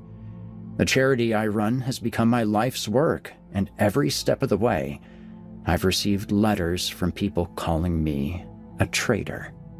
They'll say anything if they think it'll keep me quiet, but I just ignored them all. Only one set of letters came closer to rattling me. I always threw them away with the rest, but they had a habit of getting stuck in my thoughts for days afterwards. They were mean-spirited things that turned up in the strangest places. I found them in my fridge, in my shoes, in gym lockers. I saw them as nothing more than attempts to scare or bully me into silence. Most of them were simple, a few lines here and there. "It hurt when you shot me. I confided in you. Something else found me in those woods." I figured they were sad attempts at intimidation, but if whoever was making them had any real guts, they would have reported the crime for what it was. But that was as likely to incriminate them as it would me. But then, a few months ago, one of the letters turned up in my car, and it shook me to my core. Reading the words within, it felt like I was out in those woods again, my heart racing and my stomach churning as I looked down at Abner's corpse. "I was hard as a rock when I cut you." That's all there was on the page, but that's all I needed to see, because I never told anyone what I felt pressing down on my torso when Abner cut me. He never mentioned it in his letter either. The only people on this entire planet who'd know he had an erection were him and me. 3 days later, I got another letter. This one was inside the pillow on my bed. God only knows how it had gotten there, but by this point I felt as if my grip on reality was weakening. I hadn't been into work for weeks, hadn't seen any friends or family. When I read the final letter, I think I already knew what it wanted long before I actually saw the words. Eden waits. The sight of Eden's gates, downtrodden and collapsing beneath the weight of heavy woodland air, made the breath catch in my throat. In the 30 years since I'd last seen it, the forest had encroached on the abandoned grounds, and now the rotting cabins and algae-slick decks were hidden in shadows. In places, the buildings seemed to grow out of the woodland, their floors collapsing into the undergrowth as gnarled roots explored and reclaimed the foundations. Doors left ajar offered glimpses of rooms crowded with ferns as tall as me, their dripping fronds hiding fading posters with words like "Great Replacement" and "Skull Shapes Explained," barely visible in the dark. My feet navigated a loam floor that had half buried the long-forgotten remnants of camp life, including old VHS tapes of revisionist documentaries and rucksacks full of moldering clothes. In one cabin, there was even a flag still pinned by one corner to the wall. It looked like it had been used to put out a fire. Pressing deeper, I found a cabin with a half-charred timber frame. Dozens of jagged logs, planks, and even a few rusted iron beams had been jammed between the door and the wooden deck. Try as I might, I couldn't budge them, and the windows were thick with mud and filth. I never saw what lay inside, but I did note the gaping hole in the roof along with splintered planks that jutted outward. Stranger still, when I went down by the lake, I found 2 pickup trucks parked up beneath the canopy. Both had festered in the dank forest air, the rubber on their tires flaking and frail. In one, the airbag had deployed, but there was no sign of damage to the exterior.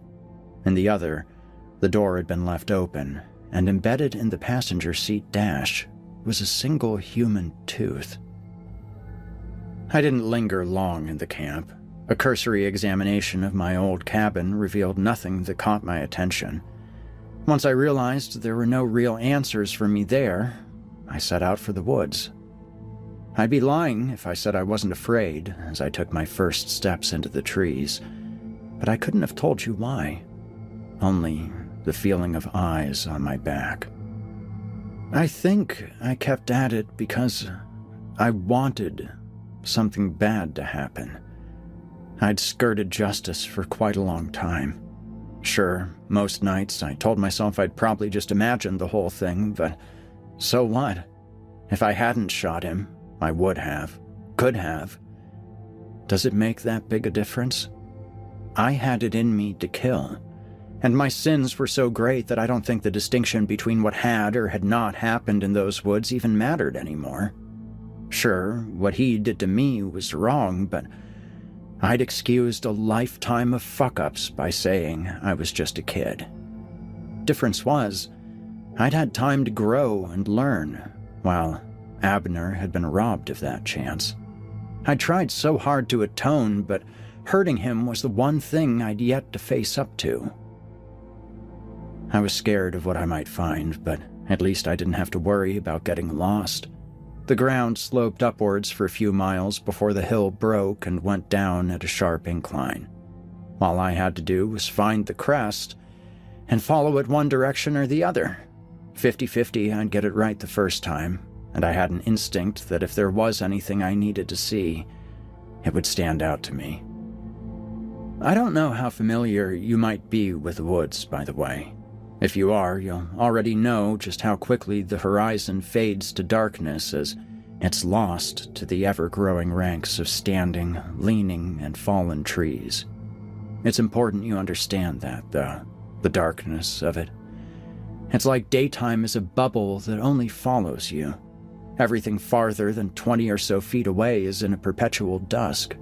A little farther than that, and it's as dark as any night.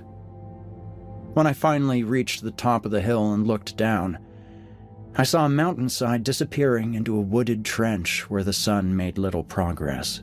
It was like finding the border between day and night, and I had the strange realization that there must be places down amongst those trees where the sun might not have reached for thousands of years. I didn't have to walk far along the hilltop before I found The shoe.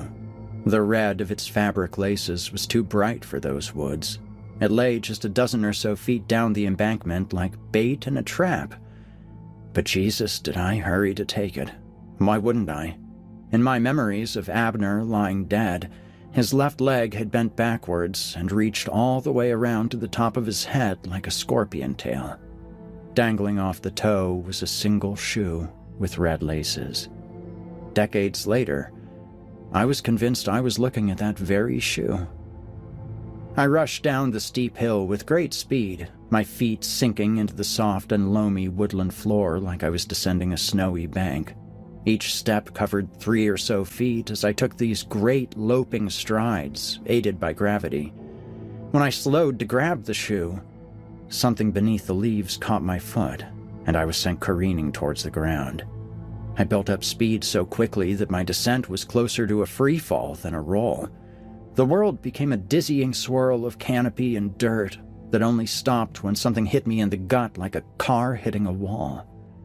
The world continued to spin around me, but that was just my inner ear failing to catch up with reality. I'd been stopped by a tree, and I lay half wrapped around it like a t-shirt on a clothesline. When I tried to breathe, something inside my chest grated and hurt so bad I worried I might die. Craning my neck and looking back up the hill, I saw an incline as steep as a cliff. Climbing back up would be no more possible than flying. For some reason, during my fall, I'd grabbed a hold of the shoe, and it was still clutched in one fist. I stuffed it in my bag and tried to take another deep breath to steady myself, but it was like someone had slid a knitting needle between my ribs. The pain was agonizing, and I could just about manage short, shallow breaths to keep my head from going light and dizzy. But it wasn't like I could stay there. All those thoughts of sin and punishment gave way to the fear that I might die in those woods. The way down would be difficult, but I could just about manage a slow crawl if I was careful. I rolled onto my stomach and got to grips with the soft earth, and then began my descent. But I was moving for only 10 minutes when I felt something strange beneath the leaves. It was another shoe. At first, I thought it must be the other one to Abner's, but the size was all wrong. It was barely as big as my hand, better fitted to one of the younger campers than a teen like Abner. Angry and hurt, I tossed it to the side and kept going, but I soon found myself pulling up a pair of moldy boxers. Then a t-shirt, a jacket, a sock, a scarf. I realized that the woodland floor was littered with the scattered belongings of what must have been dozens of people. But that was just the beginning. Before long, the leaves gave way and I was crawling over a carpet of old and discarded belongings. At times there were so many that I imagined myself emerging out of the sea and mounting a coastline made up of backpacks and clothes. There were tents, nets, gun bags, sleeping bags, coolers that had been smashed open. They couldn't all have come from Eden. Had they been tossed over the top of the hill? I was hours away from the nearest road. It wasn't like someone could have driven a dump truck up to that hill and emptied it. The more I tried to think of some rational explanation, the more the scale of the discarded old camping gear frightened me. I had no choice but to carry on downwards, but it was hard to swallow the growing sense that I was stumbling headfirst into a terrible, forgotten place. And then I found it. The uprooted tree. I felt like I'd just locked eyes with something terrible, like I'd gone to the fridge in the middle of the night and seen a face staring at me from the darkness beyond an open window. I couldn't even bring myself to breathe. Its gnarled and savage roots resembled a hand that clutched the darkness at the center of its knotty hollow. In all my wildest imaginings, I could not have fathomed that I would find the tree exactly as I'd remembered it. A specter plucked right from the nightmares that had plagued me every single day since I'd pulled the trigger. Once, when I was younger, I found an abandoned bear's den while hunting with my father. It was just a hole in the side of an embankment, its entrance littered with a scattering of small bones. The air around it stank of blood and meat after it's been shit out by an apex predator. Dad told me it was abandoned, but he still hurried me away with whispered gestures that let me know we weren't completely safe. The tree felt like that bear's den. They were both little things, but to the old instincts that lurk inside all living things, they were as big as the Grand Canyon. Enormous craters in reality condensed into tiny spaces like a black hole. I could not escape its gravity, and without thinking, I moved towards it, filled with the desperate urge to prove my nightmares wrong, to grip the smoothed roots and find nothing but wood and dirt. When I reached it, I knelt on an old plastic tent like they were pews and reached towards the hollow. I expected my fingers to sink into old mud gripped tight by long dead roots. Instead, I felt skin. It was cold, but soft. I snatched my hand away in disgust and terror, stumbling backwards and crying out. And Abner came into the light. Shaved head, pale eyes, the gaunt and angry frame of a teenage boy. One leg still bent agonizingly over the back of his head, an elbow where a neck should be. A mangled mess of joints and limbs that bent in ways they should not bend. The more of him that emerged, the less his body made sense. Instead of a torso, there was only bruised flesh the color of a sunset. A canvas of skin stretched thin by fractured bones that moved with a sound like creaking floorboards. His face was expressionless and tilted to the side as he gazed at me with pale and cloudy eyes. Nothing within those glassy orbs seemed to register my existence. Instead, when he finally recognized me, I think it was with some deeper, stranger instinct. Andrew. I rolled backwards and fled, but a broken rib can't be magicked away with adrenaline. I ran as far as I could before the pain lanced through me, and I hunched over into a three-limbed crawl that quickly failed and sent me sprawling to the ground. When I turned back, the uprooted tree was a good 50 feet away. Andrew. He was looking up at me from within an old hiking shoe. A single cataract-riddled eye that searched blindly for my face. I screamed at the impossibility and launched myself into a loping crawl, but I couldn't see where I was going and stumbled headfirst into a tree. The crack of my skull was not loud, but it shot me through as a sudden, overwhelming nausea. My limbs turned to jelly, and I collapsed to the floor. I tried vomiting, but only a mouthful of thin acid came up, swimming briefly over my tongue before trickling down my cheek. Something in the woods found me. I opened my eyes and rolled over. Abner was there, an amoebal mass of knotted limbs with a shaved head for a nucleus, a nightmare bereft of all color.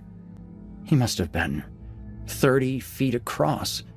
The dozens of hands and feet that emerged and disappeared into his body defied easy categorization. Thumbs on thumbs, and toes and toes. Heels with palms, and hands with long canine arches. I felt like I was trying to make sense of something you'd find fermenting in an old specimen jar, squinting through thick glass at strange and veiny protrusions. Only Abner was not contained safely behind glass, but instead floated freely above me, his knuckled limbs waving gently like a girl's hair in pool water. A hand reached out towards me, but I couldn't contain my terror and shrieked as it came closer. In a mad scrabble, I began to drag myself backwards in a desperate attempt to escape the reach of a hand with a fractal's worth of digits. But Abner was in no hurry, and as I pulled myself the 20 or so feet to the foot of the hill, his arm kept moving forward like wool pulled from a ball of yarn. It kept pace even as I reached the start of the slope and tried to kick my way up it. But I couldn't get any purchase, and managed only to climb a few feet before falling back to the ground. When this brought me closer to Abner's probing fingers, I sobbed and thrashed even harder at the loosely packed dirt and trash of the woodland floor. But that only made things worse, and I only made another foot up the hill before I fell once more, back towards the ground. This time, Abner's hand was so close I could smell him. Fungal growths and rotting meat. The dusty odor you ignore after opening an urn. The smell sent lightning coursing through my spine and limbs, and I was overcome by the kind of terror that blots out conscious thought. I would have crawled beneath the treads of a moving tank, or slid headfirst into a wood chipper if it meant escaping this nightmare. It is so old, Andrew. Abner's voice paralyzed me. Have you ever seen educational videos on drowning? It's not splashing you're taught to look out for. People who are drowning are so close to death their nervous system nearly shuts down and they freeze in terror. Limbs locked, head held up high, legs straight and toes probing for the ground. Anything to avoid the rising water that's close to pouring down their open lips. Lying there, I felt a darkness rising up. Felt it flow over my toes, my feet, my ankles, my legs. A blanket of heavy black that flowed out of the spaces between the leaves and dirt below me, summoned by the dread in Abner's voice. It was born when the Great Lakes of America were filled with blood, and its tribe worshipped what swam in those waters. If anything of its humanity remains, it is a humanity that we could never recognize. Its idea of mercy is a flint axe to the base of an infant's skull. The only love it knows is forced and screaming in the dirt of a Neolithic breeding pit. The only humor it recognizes is the shrill braying of a crowd that watches flayed victims twitch in open air. I swear, I did not just hear his words, but I felt them. Their impact made it hard to breathe, and I felt like a man plunged into icy water. My gasps were short and shallow, and tinged with the terrifying knowledge that I would soon die. Yours was the only soul I could find while swimming, lost in the dark. A beacon of guilt, a thread that connects us. Now, you must help me. Whatever found me won't let me go. It binds us to our old things. The detritus that makes up this woodland floor is a sea of fetishes used to keep its victims in the dark. And mine. Andrew, you have mine. I can sense it. The shoe? Take it out of these woods, put it in the sun, and free me. The darkness filled my throat, and the last thing I remember, as my consciousness faded, was the realization that Abner did not look angry, but instead heartbroken and frightened. I need your help. When I came to, I was lying in an old bed too small for me, my feet dangling over the bottom. Overhead lay the ceiling of a once familiar cabin, the place I'd once slept as a teenager camper, now turned to rot and ruin. Fallen beams and a patchwork roof that let the rain strike my face in a gentle drizzle. Fear propped me up quickly, then pain nearly put me on my back again. Wincing, I lifted my damp clothing and saw a rainbow of bruises sprawling across the left side of my abdomen. Taking it slowly, I pushed myself to my feet and glanced at the crumbling ruins of what was once the Othala cabin where the boys aged 13 to 16 had bunked. It was raining, and great rivulets of water poured down the walls and cascaded through the open air. Outside, the sun was setting, and what little light made it into the camp's clearing was tinted pink and yellow. I limped to the nearest window and looked through an empty pane. In the fading light, the camp was a crowd of squat buildings lurking amongst the young growth of a healing forest, its pathways throttled by saplings and ferns, semi-hidden porches and walls furry with moss. My head was a mess, but I distinctly remembered falling and decided I must have hit my head in the woods. Abner and the rest was just a dream, surely. But then, who had rescued me after the fall? Squinting hard, I thought I could see someone moving around out there. Was that them? I cried out, a sad groan. Some part of me cringed at the suddenness of this sound. My instincts told me to lay low, crouch, hide. But I ignored them and cried out again, this time louder, clearer. "Hello?" A hand grabbed my ankle. A desperate figure pulled themselves out from beneath a nearby bed and gazed upwards at me. They had no eyes or jaw, but the wounds had been covered with smooth, pink skin. Lips led to teeth, led to palate and esophagus. Every breath seemed to leave them gagging on spittle and blood. This was not Abner, but like him, they were pale with a shaved head. Recoiling, I moved from the window and let some of the fading sunlight enter the cabin, and where the light hit the poor wretch's skin, their flesh simply ceased to exist, like a shadow. It must have hurt, because they cried out in pain and snatched their hand away, and I realized that with fingers so small, they couldn't have been older than 13. They retreated, but I soon discovered escape wouldn't be so easy. In the mere moments that had passed, the camp had already fallen further into darkness, and there were more figures moving in the shadows. Limping, drooling, crying, sobbing, naked, mutilated boys with scraggly, matted hair and starved figures. Dozens of them, hauling themselves out of the dark and stumbling blindly. A few had arms outstretched, looking for something in particular, but most shuffled, heads downturned. None of them were whole, missing arms, fingers. Jesus, one even had a hole going right through his chest. All of them were in pain.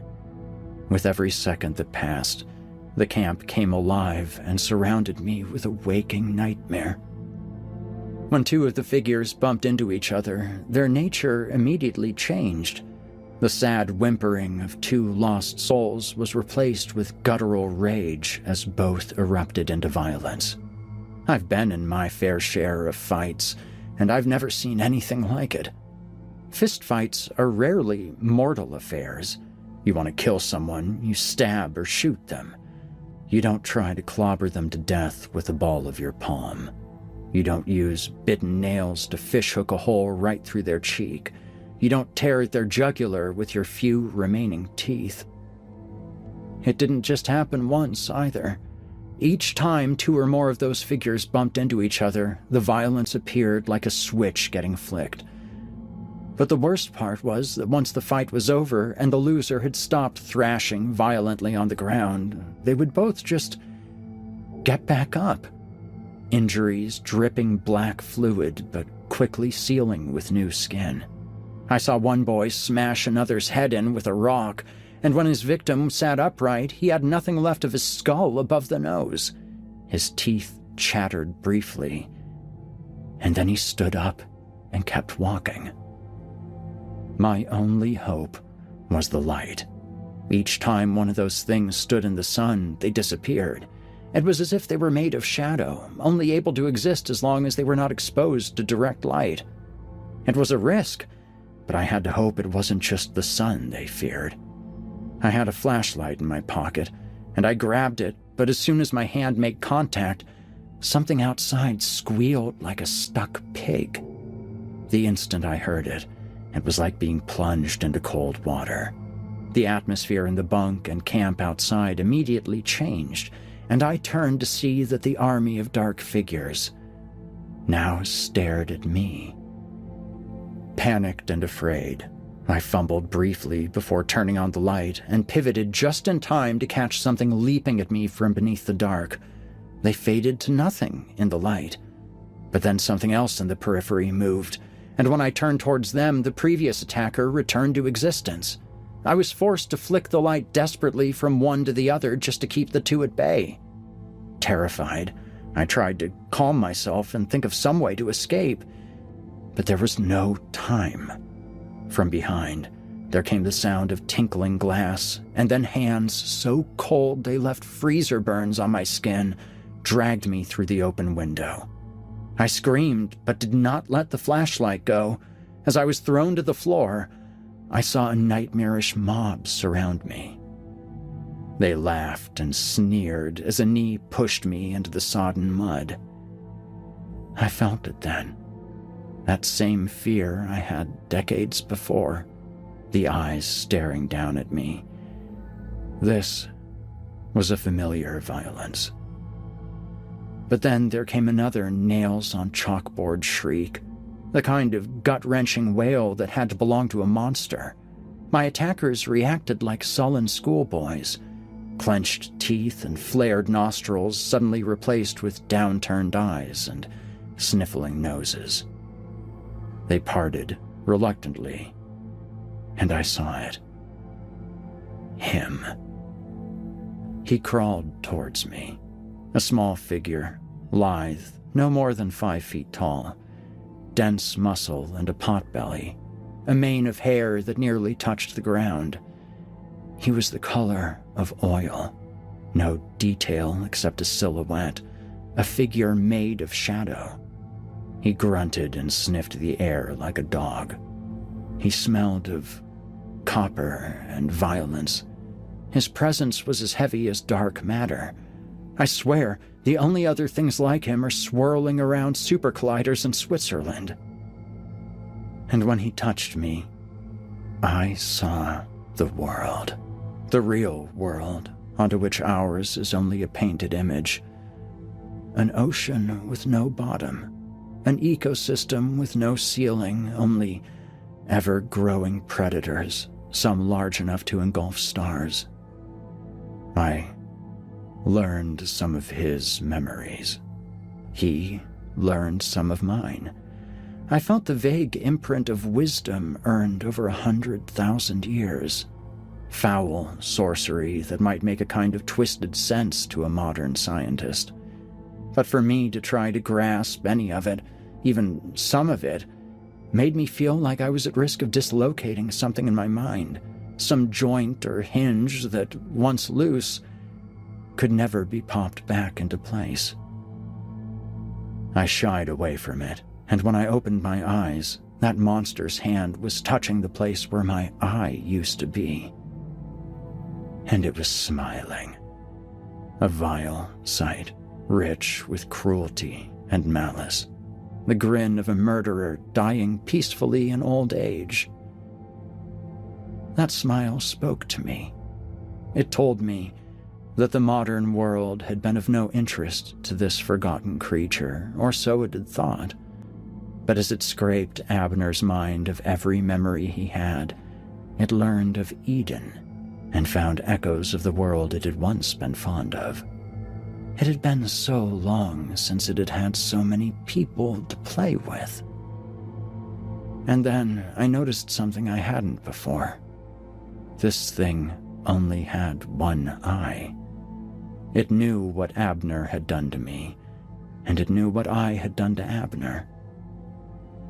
The grin widened, and a hand made of the darkness between atoms clamped around my head. When I awoke, I was in my car. Morning had broken, and my chest was painted with dappled light. I wasted no time in trying to remember what was or wasn't real. I had somehow traveled halfway down the trail, a good 2 days' hike, and was back near the road. Escape was in sight, and I took it. I drove so fast I nearly came off the dirt road on more than one occasion. Kept going, barreling down the mountain until some part of me remembered the broken rib. At some point, the pneumonia got the better of me. I must have passed out and the car rolled to a stop. The park ranger who found me said I had a hell of a fever, and it put me in the hospital for the next few weeks. I spent my time rambling at doctors about a darkness so heavy it could drown the sun, like an ocean drowns a candle. It's been about a year since then. Not a day's gone by I haven't thought about Abner, or the thing that holds him captive. That smile. Sometimes I still see it, leering at me from the dark spaces, beneath the tablecloth at a busy restaurant, the dumpster in an alley. One time, a homeless man asked for change, and a single eye stared out at me from his open mouth. It's taunting me. It took Abner's shoe, and it intends to keep him. It thinks it knows me well enough that I won't go back to help him and the others. The mountain of trash at the foot of the hill. How long has it been up there collecting hikers and campers? Anyone unlucky enough to stumble into the dark places of Appalachia where the sun has not shone for millennia. I know why it let me go. For Abner to have come so close to escape, for him to know that he nearly got out and to spend eternity wondering if I might one day return, that would amuse it. And that's why it let me go. The thought that I might risk my own neck to help the boy who cut out my eye, it couldn't fathom such a thing. Thinks that I'll scurry away like a rabbit freed from a trap. It's wrong. I suspect I won't have it so easy next time. That thing is smart. Smart enough to have been born mortal, but still live 500,000 years later. Smart like evolution, like nature. Kind of thing like that can be hard for a human to reckon with. And I think there's a good chance that I'll lose the next confrontation. Lose it badly. But I'm no slouch either. I've fought my share of hatred, and I've got my own plans for how to help the people stuck in Eden. A truck with a generator, floodlights, glow sticks, a quad bike so expensive it could damn near drive up Everest, homemade napalm, enough to burn a mountain to the ground. When I go back, I'm bringing the light with me.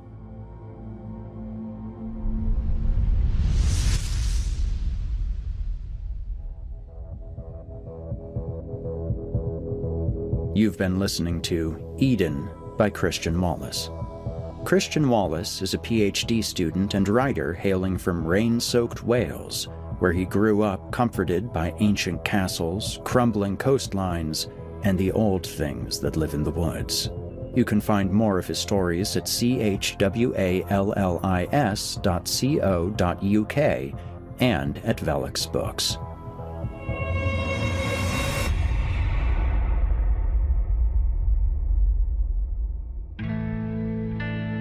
There's a lot that I'd like to say about this story, far more than I have time to cover in this outro segment. I love the imagery of broken, angry forms fighting amongst themselves at the slightest provocation. I love the depiction of how loneliness and the need for acceptance are so frequently the root of hatred. But most of all, I love that a single man can make a difference, and that the journey down the road of redemption is so frequently begun with an act of kindness. You all don't listen to this show to hear me preach, and I'm not going to start now. But I will close out this episode with a request. As you go about your lives, interacting with people both known and unknown, remember that many are fighting the same battles that you are and want the same things out of life. It's easy to assume the worst in folks, but there are those out there that want you to feel that way, that are doing their best to make you feel that way, and who delight in division and strife. So, when you go about your life, instead of bringing the hatred that others have done their best to saddle you with, instead, bring some light with you. Thanks again to Christian Wallace for this amazing story. Tune in next week for more Horror Hill, and until then, stay spooky, friends. You've been listening to the Horror Hill Podcast, a production of Chilling Entertainment and the creative team at Chilling Tales for Dark Nights.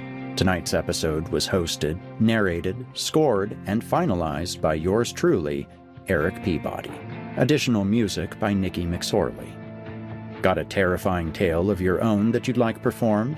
Email it to us at submissions@simplyscarypodcast.com to have your work considered for future production. Note that any writing utilizing artificial intelligence is ineligible. If you enjoyed tonight's episode, why not help us spread our dark presence online? You can follow Chilling Tales for Dark Nights on social media, and upvote, subscribe, and hit the bell notification icon if you're listening to this on YouTube. It helps us out a lot and also keeps you up to date on new episodes. If you'd like access to uninterrupted horror, free of ads and these annoying bookend segments, might I recommend signing up to be a patron? You'll get access to hundreds of episodes of this show, as well as everything from the other programs in the Chilling Tales for Dark Nights cabal. That means all of Scary Stories Told in the Dark, Drew Blood's Dark Tales, and more. It's a veritable smorgasbord of horrific delights. Head to chillingtalesfordarknights.com to get started. If you're looking for someone to narrate or handle audio production for your own personal project, I just so happen to know a guy. Email me at ericpeabodyvoice@gmail.com. That's ErikPeabodyvoice@gmail.com, and we can talk details. If darkness is what you're after, listener, your search is over. Yet, let it be known, you haven't found the darkness. The darkness has found you.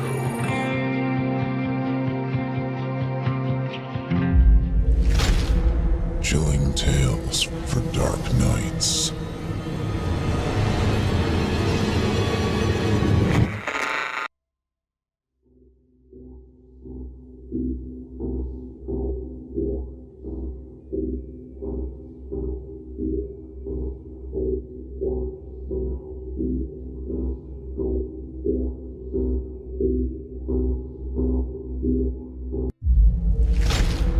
Chilling Tales for Dark Nights.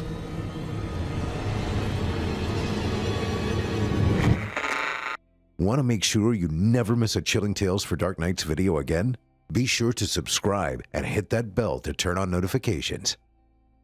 It's time to turn off the lights and turn on the dark. Chilling Tales for Dark Nights.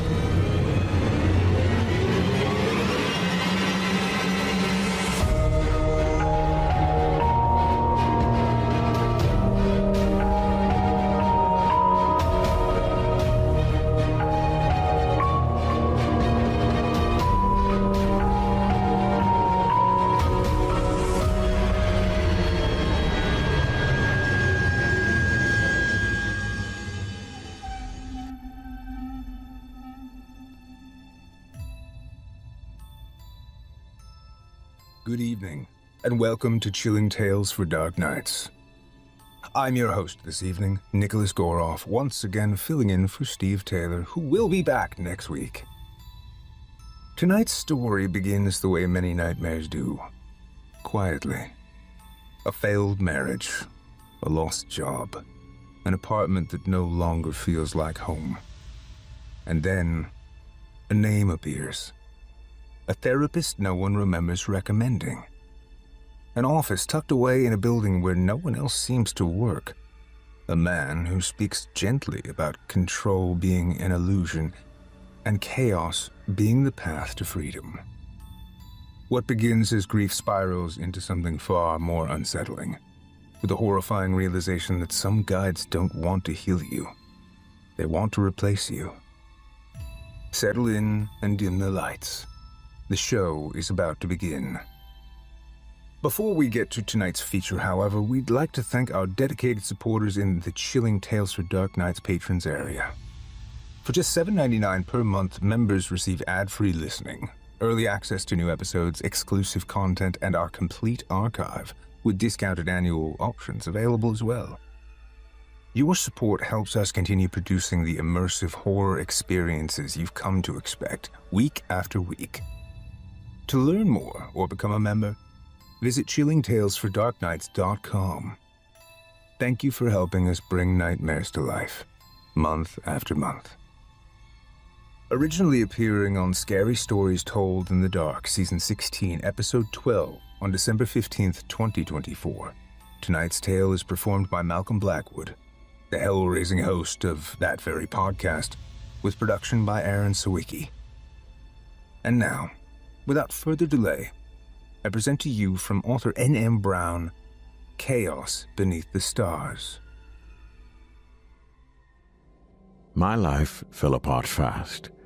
1 minute I was going through the motions day by day, then it all came crashing down. The divorce hit first. Marie had been distant for a while. If I'm honest, she'd been pulling back for months. Her weekends full of friend trips and work obligations. I tried not to see it, to just keep going. And then one night, I came home to a note on the kitchen counter. She didn't love me anymore, she said. Simple as that. At first, I thought I'd misunderstood. I read the note 3 times, holding it under the kitchen light, searching for some clue that this wasn't real. But it was plain as day, and there was no ambiguity in the careful way she'd written it. No fights, no long discussions, just her absence and those final words scrawled on cheap paper. The apartment, already quiet, became a tomb. Her toothbrush was gone, her half-empty mug wasn't on the counter anymore, and her favorite blanket didn't slump over the arm of the couch. It wasn't just the things she took, it was the way her absence rewrote the space. Every room felt hollow, like the air had been sucked out. I started sleeping on the couch because the bed didn't feel like mine anymore. Even the sound of silence changed. At night, it pressed against my ears, ringing faintly, as if trying to remind me that she wasn't there. Sometimes, I thought I could still hear her humming in the kitchen, or the faint creak of her footsteps in the hall. But, of course, when I turned my head, it was just the same empty apartment. I tried to focus on work, but my thoughts followed me. Marie's absence was a hole I couldn't avoid falling into. My boss, Dan, called me into his office one afternoon. He said something about needing focus, but his tone made it clear he'd noticed the drop in my performance. I nodded and promised I'd pull it together. I even believed it when I said it. 2 months later, the promise didn't matter. The company was restructuring, they said. A group of executives from corporate came down and told us they'd been forced to make some tough decisions. They called it right-sizing, a phrase that sounded like a dull knife being drawn across a whetstone. By noon, half the office had packed their things and walked out. My box was sitting on my desk before I even had a chance to sit down. I made the drive home with the same sense of dread I'd had the day Marie left. My hands clutched the steering wheel like a lifeline. The world outside the car felt too big, too chaotic. I kept glancing at the empty passenger seat. Marie's coat used to hang there, the one with the small tear on the sleeve she kept promising to fix. Now, there was nothing but the faint imprint of where she'd sat, weeks ago, on the last ride we'd taken together. The box of desk supplies ended up next to the front door. I didn't bother unpacking it. I couldn't remember the last time I'd even cared about the things inside. Instead, I sank onto the couch and stared at the TV. I didn't turn it on, I just let the darkness of the screen reflect the hollow space around me. The days after that blurred together. I'd wake up late, not because I felt rested, but because there wasn't anything waiting for me. The bed remained unmade, the dishes piled up in the sink, and the mail gathered in a sad, unopened stack near the door. I stopped answering calls. Dan left a voicemail the day after the layoffs, something about networking or references. I deleted it without listening to the rest. Outside, the world kept moving, but it felt like I was standing still. The idea of stepping out of my apartment, walking through the city, being seen, it filled me with this inexplicable dread. Whenever I worked up the courage to go to the store or grab coffee, I felt exposed, like every set of eyes turned my way could see just how far I'd fallen. The city seemed colder, harder. Shadows lingered in the alleys, even in the brightest parts of the day. I started ordering delivery just to avoid leaving completely. At night, sleep offered no comfort. Dreams came in fragmented bursts, flickering like static on a broken screen. I'd see images of Marie, but her face was always turned away, and no matter how fast I ran, I couldn't reach her. Sometimes I'd dream I was back at work, but the office was strange, warped somehow. Its corners stretched too far, and the windows looked out onto nothing but darkness. I'd wake up gasping, the phantom echoes of her voice or Dan's fading into the stillness of the room. That stillness, it grew louder the longer I stayed alone. There were moments when I thought I heard faint whispers. I'd be sitting on the couch, staring into the empty living room, and the air would shift just slightly, like someone was breathing in the corner of the room, just out of sight. Other times, I'd feel the hair on the back of my neck rise, as if unseen eyes were watching me. My rational mind told me it was just the stress, the isolation playing tricks on me, but it didn't make it easier to sleep. The only time I felt remotely grounded was when I started cleaning. It didn't happen often, but on the rare occasions when I'd pick up the dishes or fold laundry, I'd feel like I was clawing back a tiny piece of myself. It didn't last long. By the next morning, the apartment would look just as hollow and lifeless as before. One night, I found myself standing in front of the bathroom mirror, staring at my own reflection. My face looked thinner, paler, with dark circles under my eyes that hadn't been there a month ago. But it wasn't just the exhaustion.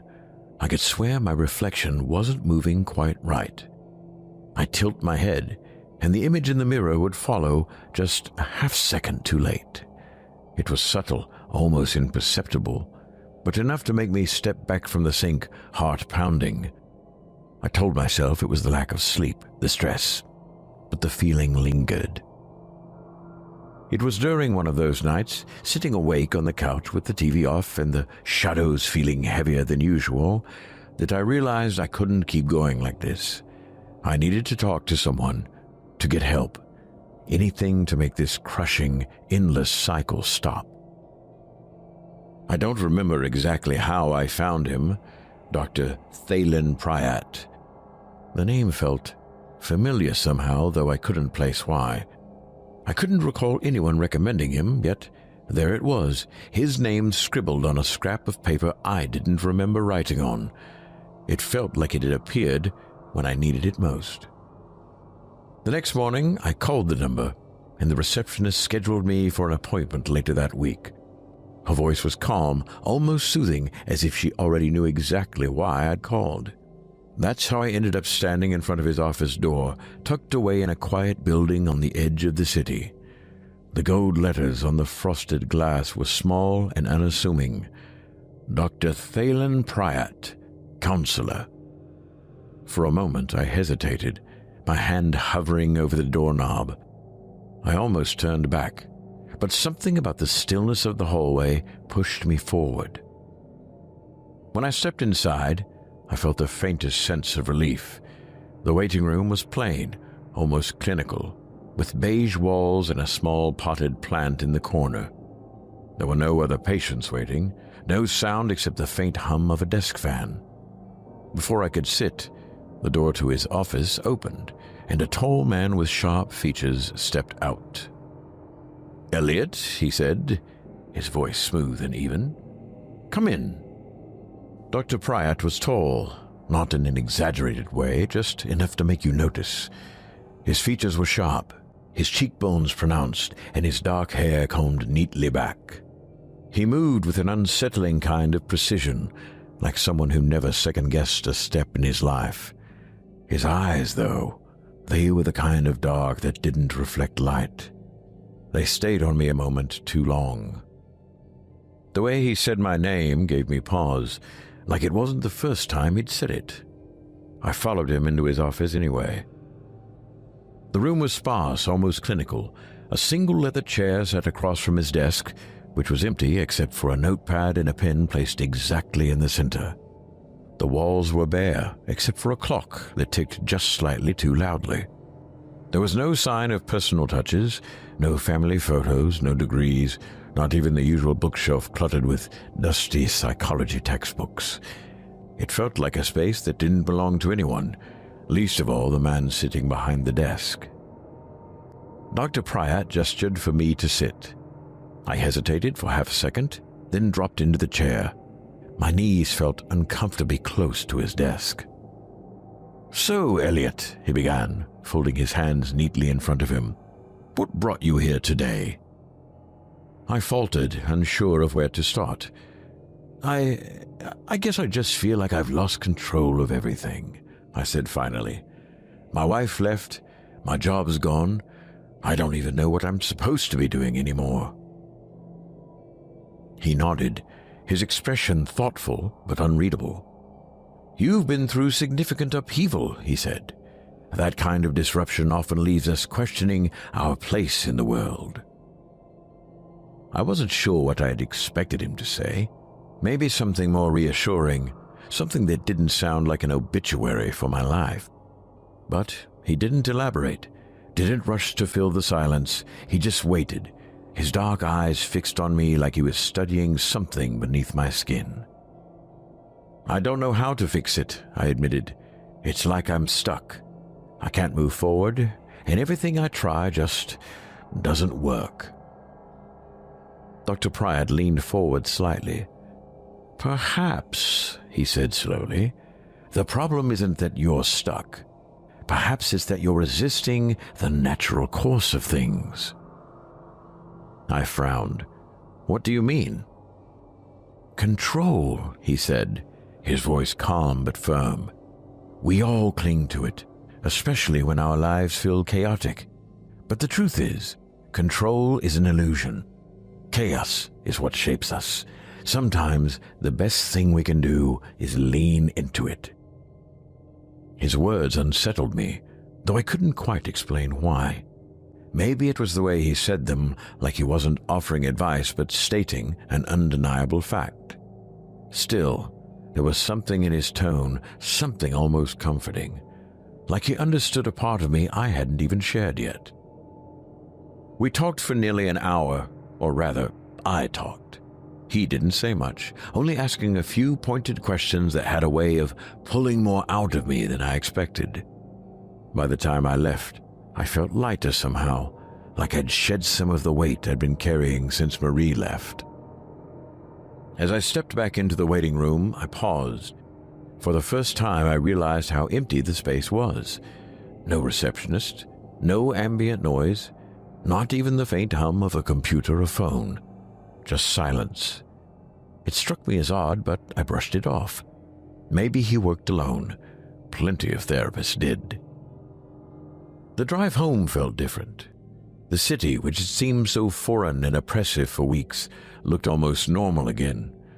I didn't feel that cloying sense of dread I'd been carrying with me everywhere.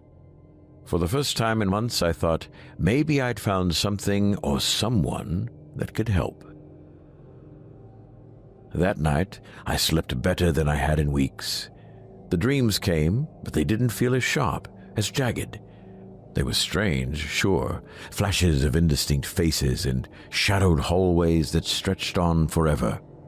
But I didn't wake up gasping. I didn't wake up at all until the sun was creeping through the blinds.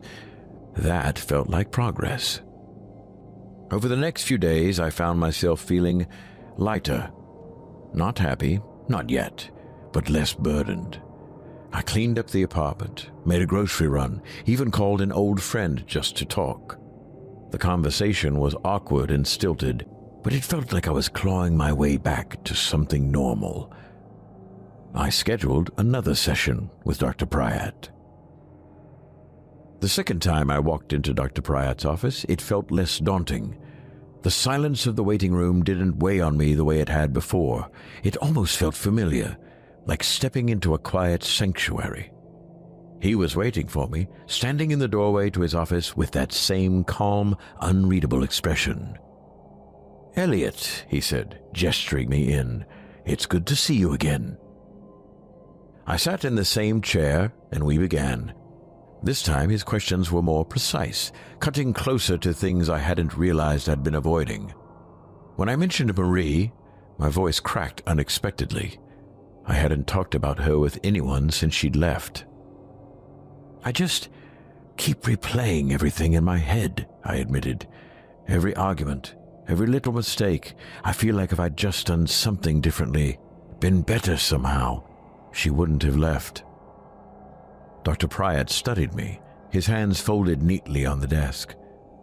"Regret is a powerful thing," he said. "It has a way of tethering us to the past, convincing us we could have changed it. But what if regret wasn't something to avoid? What if it was a guide?" I blinked. "A guide?" He nodded. "Regret points to the things we value most. If you lean into it, face it fully, you may find that it holds the answers you're looking for." The way he said it made sense, in a strange, unsettling way. For the first time, I let myself think about Marie without trying to shove the feelings aside. The guilt, the sadness, the anger, they were all still there, but something about acknowledging them made them feel less suffocating. By the end of the session, I felt drained but oddly hopeful. Dr. Pryatt didn't offer reassurances or solutions, but his words lingered with me. It felt like I'd been given permission to stop running from myself. That night, I slept deeply. The dreams still came, fragmented and strange, but they didn't leave me gasping when I woke. I felt like I'd cracked open some part of myself that had been sealed off for too long. Over the next few days, I started to rebuild a routine. I cleaned the apartment, folded the laundry that had been sitting in a pile for weeks, and made a point to go outside each morning. The city still felt strange, like a place I didn't quite belong, but I kept walking. I even reached out to an old friend. The conversation was awkward, full of long pauses, but it reminded me that I wasn't completely untethered. When I scheduled my next session with Dr. Pryatt, I felt a flicker of something I hadn't in a long time: optimism. By the time I stepped into Dr. Pryatt's office for my third session, the unease I'd been initially carrying had settled into something dull, like a faint hum at the back of my mind. I told myself it was nothing, just leftover nerves. The waiting room was just as empty as before, just as silent. Only this time, it felt like the silence was holding its breath, waiting for something. When he opened the door, I froze. He was taller. I was sure of it. The first time we met, he'd been imposing, sure, but now his frame seemed stretched, his head brushing the top of the doorway as he stepped back to let me in. He was thinner, too. His cheekbones looked sharper, his skin pale enough that I could see faint veins running beneath the surface. I blinked, shook my head. It was probably just the lighting. Stress playing tricks on me again. "Elliot," he said, his voice smooth as ever. "Come in." I hesitated for a beat before walking into the office. It was the same as always, plain, sparse, clinical. But as I sat down, I noticed the air felt heavier, the kind of weight that presses on your chest, making it harder to breathe. "How are you feeling this week?" he asked, leaning forward slightly. His movements were fluid, too precise. His dark eyes stayed fixed on mine, unblinking. I fumbled for words. "Better, I think, but I don't know. It's like there's this pressure, like I definitely noticed the progress, but everything still feels wrong somehow." He tilted his head, studying me. Progress often brings discomfort, he said. When we begin to confront what lies beneath, it's natural to feel resistance. Chaos is not meant to be comfortable, Elliot. It's meant to transform. The way he said it sent a chill down my spine. I opened my mouth to respond, but I caught something out of the corner of my eye. Movement. Dark tendrils, thin and writhing, curling from the top of his head. They swayed gently, like smoke caught in an invisible breeze. I turned my head sharply, focusing on him. The tendrils were gone, replaced by the sharp outline of his neatly combed hair. My heart thudded against my ribs. Did you see that? I asked, my voice shaky. He raised an eyebrow, his expression calm. See what, Elliot? I felt my face flush. Nothing. It's probably nothing. He leaned back in his chair, his gaze never leaving mine. It's not uncommon to notice distortions as you go deeper into the process, he said, his voice soothing, but laced with something I couldn't place. These glimpses, whatever they are, they're part of the work. I didn't know what he meant, but I didn't ask. Something about the way he spoke made it clear I wouldn't like the answer. The rest of the session passed in a haze. His questions were sharper, more direct, digging into things I hadn't realized I'd buried. By the time I left, I felt wrung out, like something had been pulled from me that I wasn't ready to let go of. As I stepped into the hallway, I glanced back. Dr. Pryatt stood in the doorway, his tall, lean frame silhouetted against the dim light of his office.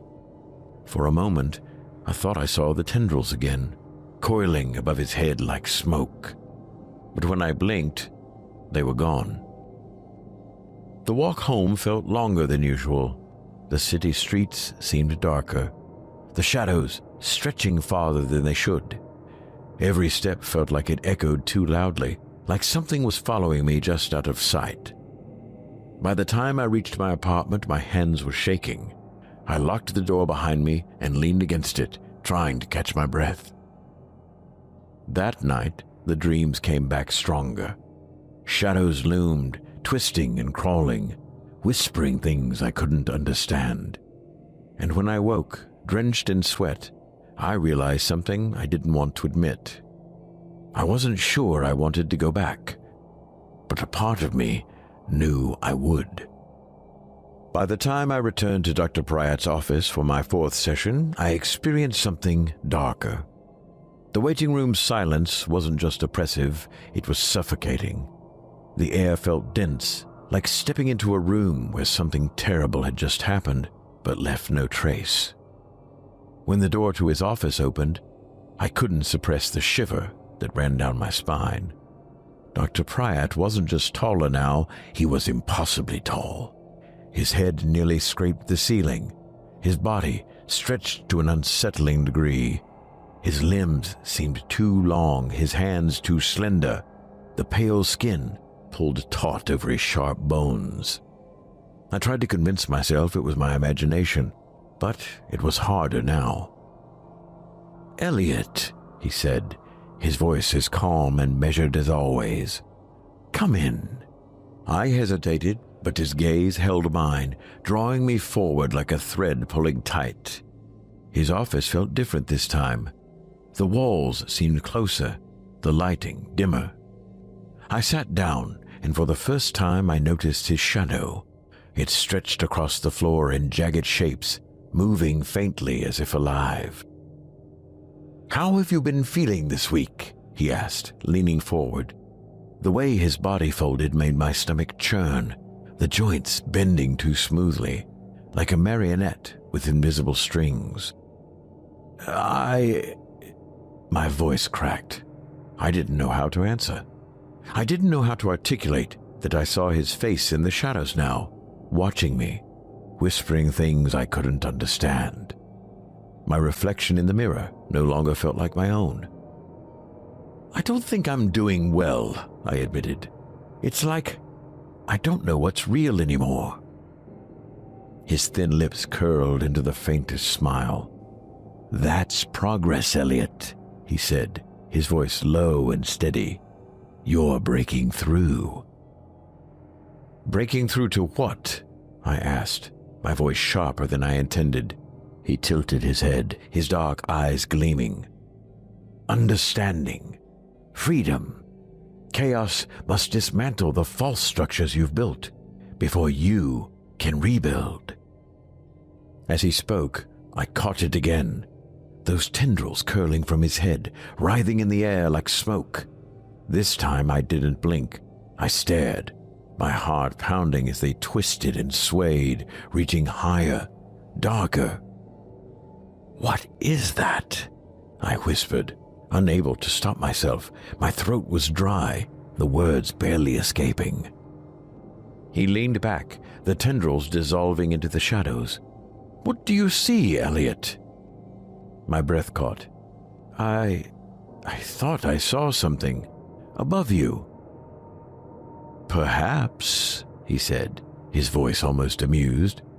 "Or perhaps your mind is simply opening." The rest of the session blurred.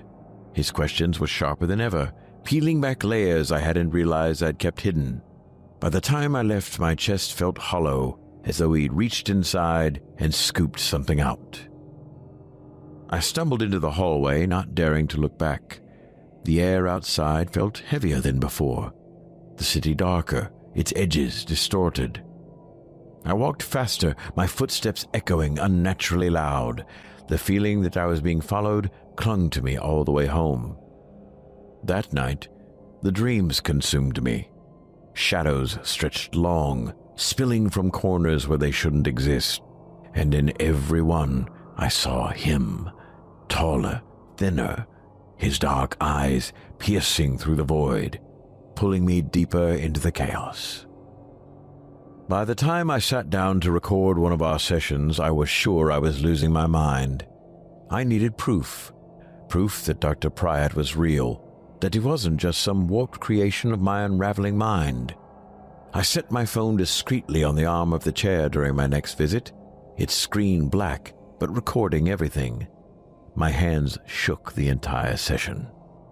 He was taller again. His head now grazed the ceiling, and his limbs were unnaturally long, stretched to a point that seemed to defy reason. The room felt suffocating, the walls pressing closer, the air heavy and stale. "Elliot," he said, his voice calm, deliberate. "You seem unsettled." "I'm fine," I lied, though my voice cracked. "Just tired." He tilted his head, the movement slow, deliberate. "Tired, yes. You've been carrying so much, haven't you? The weight of your regret, your fear, your failure.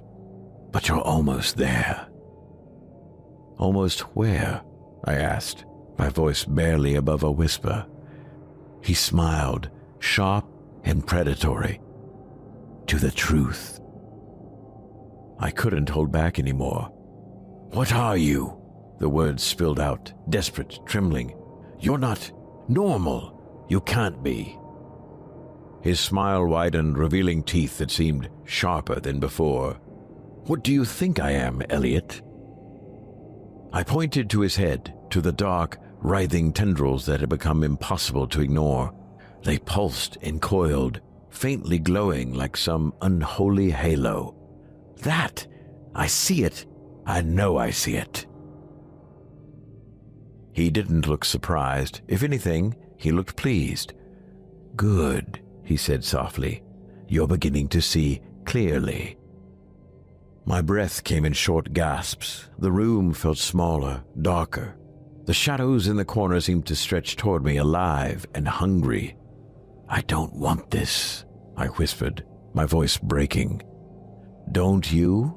He countered, leaning forward until his impossibly long frame loomed over me. "You came to me. You sought me out. You asked for help." "I didn't ask for this," I shouted, my voice echoing unnaturally in the confined space. His smile never wavered. "Chaos is what you needed, Elliot, and chaos is what you found. You didn't find joy in your life anymore. You won't even know what you're missing, only what you've gained. The scalp atop his head rose, at first like a goose egg, then warping into flame-like tendrils. I bolted out of the chair, backing toward the door. His shadow stretched impossibly long, curling around my feet like it wanted to hold me in place. The tendrils above his head swayed and pulsed, and when I blinked, they seemed closer, reaching for me. "You're not real," I said, my voice trembling. "You're not real." He tilted his head again, his dark eyes gleaming. "Aren't I?" I stumbled out of the office and into the hallway, my heart hammering in my chest. The space felt wrong, like the walls were bending in on themselves. The air was thick, heavy, making it hard to breathe. I ran without looking back, bursting out of the building and into the cold night air. When I got home, I played the recording. My heart sank. There was no voice, no movement, no sound of tendrils writhing in the shadows. Just me, talking to nothing, my voice fractured and desperate. That night, the whispers didn't just come from the shadows, they came from inside my own head. I couldn't go back after that. The thought of stepping into Dr. Pryor's office again made my skin crawl. I resolved to cut him out of my life completely, no matter how strong the pull to return was. I felt like a part of me still needed to see him, but I ignored it. A week later, I worked up the nerve to call his office, thinking I'd leave a message to formally cancel. The phone rang and rang, but it never went to voicemail. I hung up, then tried again later. Same result. No answer, no automated response, just endless, empty ringing. Something felt wrong. I decided to go to his office in person to make sure it was real, to prove to myself that he was real. When I arrived, the building felt different. The dim lights in the hallway cast shadows that seemed longer, stretching unnaturally toward me. I stopped in front of what should have been his door, but there was nothing. The gold lettering, the frosted glass, the faint hum of the desk fan, it was all gone. In its place was a blank storefront. The window was solid now, the room beyond completely dark. I pressed my hand to the glass, hoping to feel some faint warmth, some proof that it had been there. But it was cold, like touching the surface of a stone that had never seen sunlight. I asked the building manager, a tired man with a bored expression, if he knew what had happened to the counselor's office. He frowned at me, squinting like I'd just asked something ridiculous. "Counselor? Nobody's rented that space in years. Just a storage room," he said, walking off before I could respond. The hallway felt narrower now, the air heavier. I stepped back, staring at the blank glass as if it might change, but it didn't. The silence in the building was so oppressive I could hear my own heartbeat. I left quickly, my footsteps echoing unnaturally loud. By the time I reached the street, I was shaking. When I glanced back at the building, it looked smaller somehow, like it didn't belong in this world. At home, the whispers were waiting for me, louder than ever.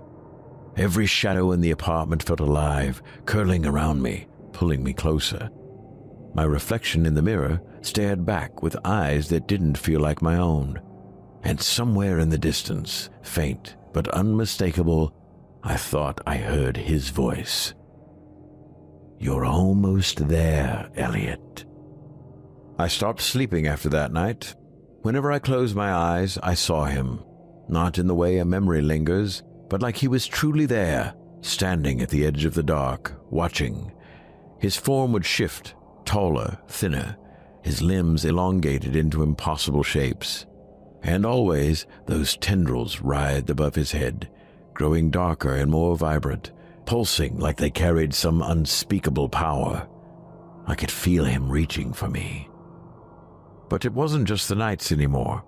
During the day, his voice echoed in my head, soft and patient, like a whisper carried on the wind.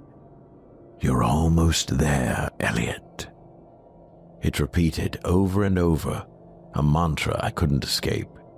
Even when I plugged my ears, it came from somewhere deeper, vibrating in my bones.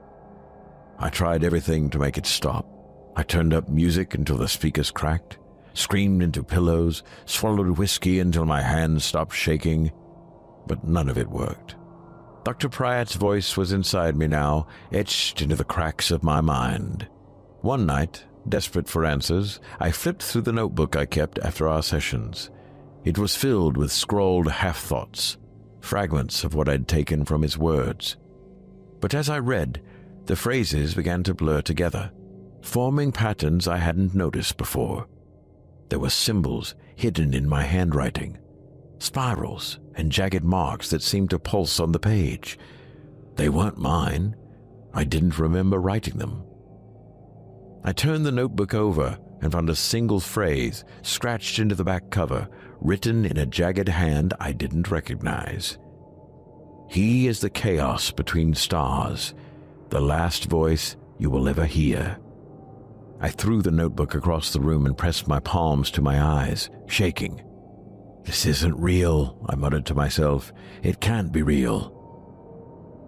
The shadows in the corners of the room seemed to ripple in response.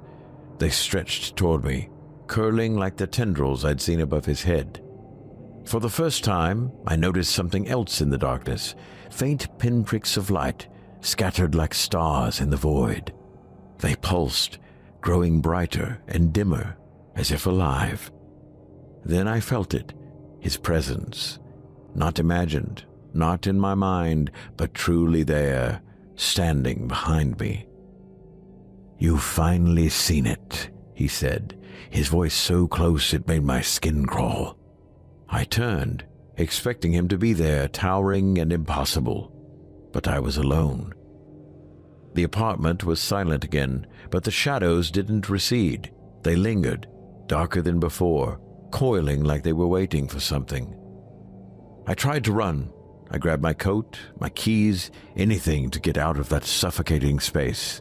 But when I stepped into the hallway, it wasn't the hallway anymore. The air was thick, suffused with a faint hum that vibrated in my chest. The walls stretched endlessly in both directions, pulsating as though alive.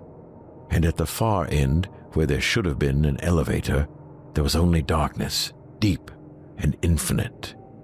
I felt it pulling at me, dragging me forward even as my legs refused to move. Dr. Pryatt's voice came again, smooth and deliberate.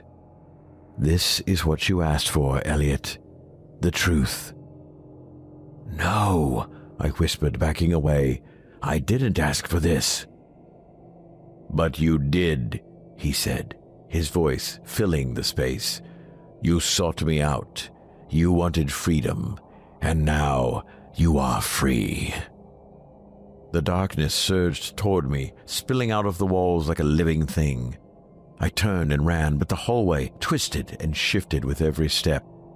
The lights above flickered, casting strange shadows that stretched and twisted, mocking me.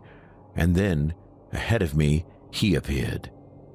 Dr. Pryatt stood impossibly tall, his head scraping the pulsating ceiling. His face was sharper now, the skin stretched so tightly over his bones that it seemed ready to tear. His tendrils had grown, writhing wildly, their tips sparking faintly with flickers of sickly yellow light. His eyes, empty and black, locked onto mine. You were never meant to understand, he said, stepping toward me. His voice was deeper now, layered, as though it carried the echoes of countless others speaking in unison. I am the last step, Elliot. The chaos that frees you from the illusion of control. I tried to scream, but no sound came out. The darkness closed in, swallowing the walls, the floor, the very air around me. And then he raised a hand, long, skeletal fingers reaching out. The tendrils swirled and twisted faster, their glow growing blinding. When his hand touched my chest, I felt it all at once. The weight of the stars, the cold expanse of endless void, the laughter of something ancient and cruel. My body burned, and then it dissolved, scattering like dust into the nothingness. I woke up in my apartment gasping for air. My heart pounded as I clutched at the couch, half expecting the shadows to swallow me whole. But everything was quiet. The room was still. For a moment I thought it had been a dream. But then I saw the mirror across the room. My reflection stared back at me, but it wasn't my face. It was his. Dr. Pryatt's sharp, angular features, his dark eyes gleaming with something I couldn't name. I stumbled back, clutching my chest, but his reflection didn't move. It just smiled. Now I understand. He never wanted to consume me. He wanted me to become him. The whispers are gone now. The shadows no longer scare me. And sometimes late at night I hear his voice, calm and deliberate, guiding me, not as a patient, but as a successor. I am finally free, and I am willing. You've just heard Chaos Beneath the Stars, written by N.M. Brown, performed by Malcolm Blackwood, with production by Aaron Sawicki. This story was originally featured on Scary Stories Told in the Dark, and we're proud to bring it to you again tonight to highlight Malcolm Blackwood's exceptional work as both host and narrator. If you enjoyed tonight's performance, we encourage you to explore Scary Stories Told in the Dark, now in its 19th season.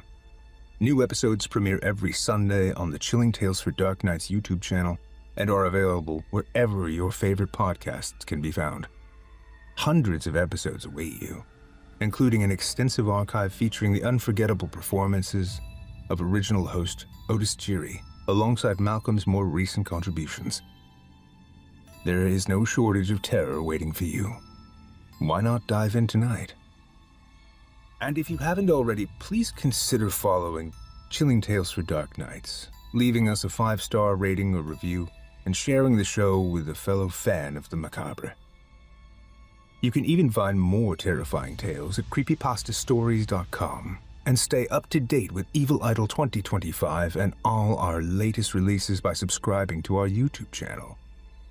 Of course, be sure to check out Scary Stories Told in the Dark, now in its 19th season, with new episodes premiering every Sunday on the Chilling Tales for Dark Nights YouTube channel or wherever your favorite podcasts can be found. Hundreds of episodes await you, including an extensive archive featuring the unforgettable performances of Otis Geary, alongside newer installments hosted by Malcolm Blackwood. Memberships are available now at chillingtalesfordarknights.com, offering ad-free listening, early access, exclusive content, and our complete archive for $7.99 per month, with discounted annual options. Follow us on Facebook, X, Instagram, and TikTok, and as always, thank you for spending part of your night with us. And now, fellow lover of the macabre, I'm afraid our evening together draws to a close.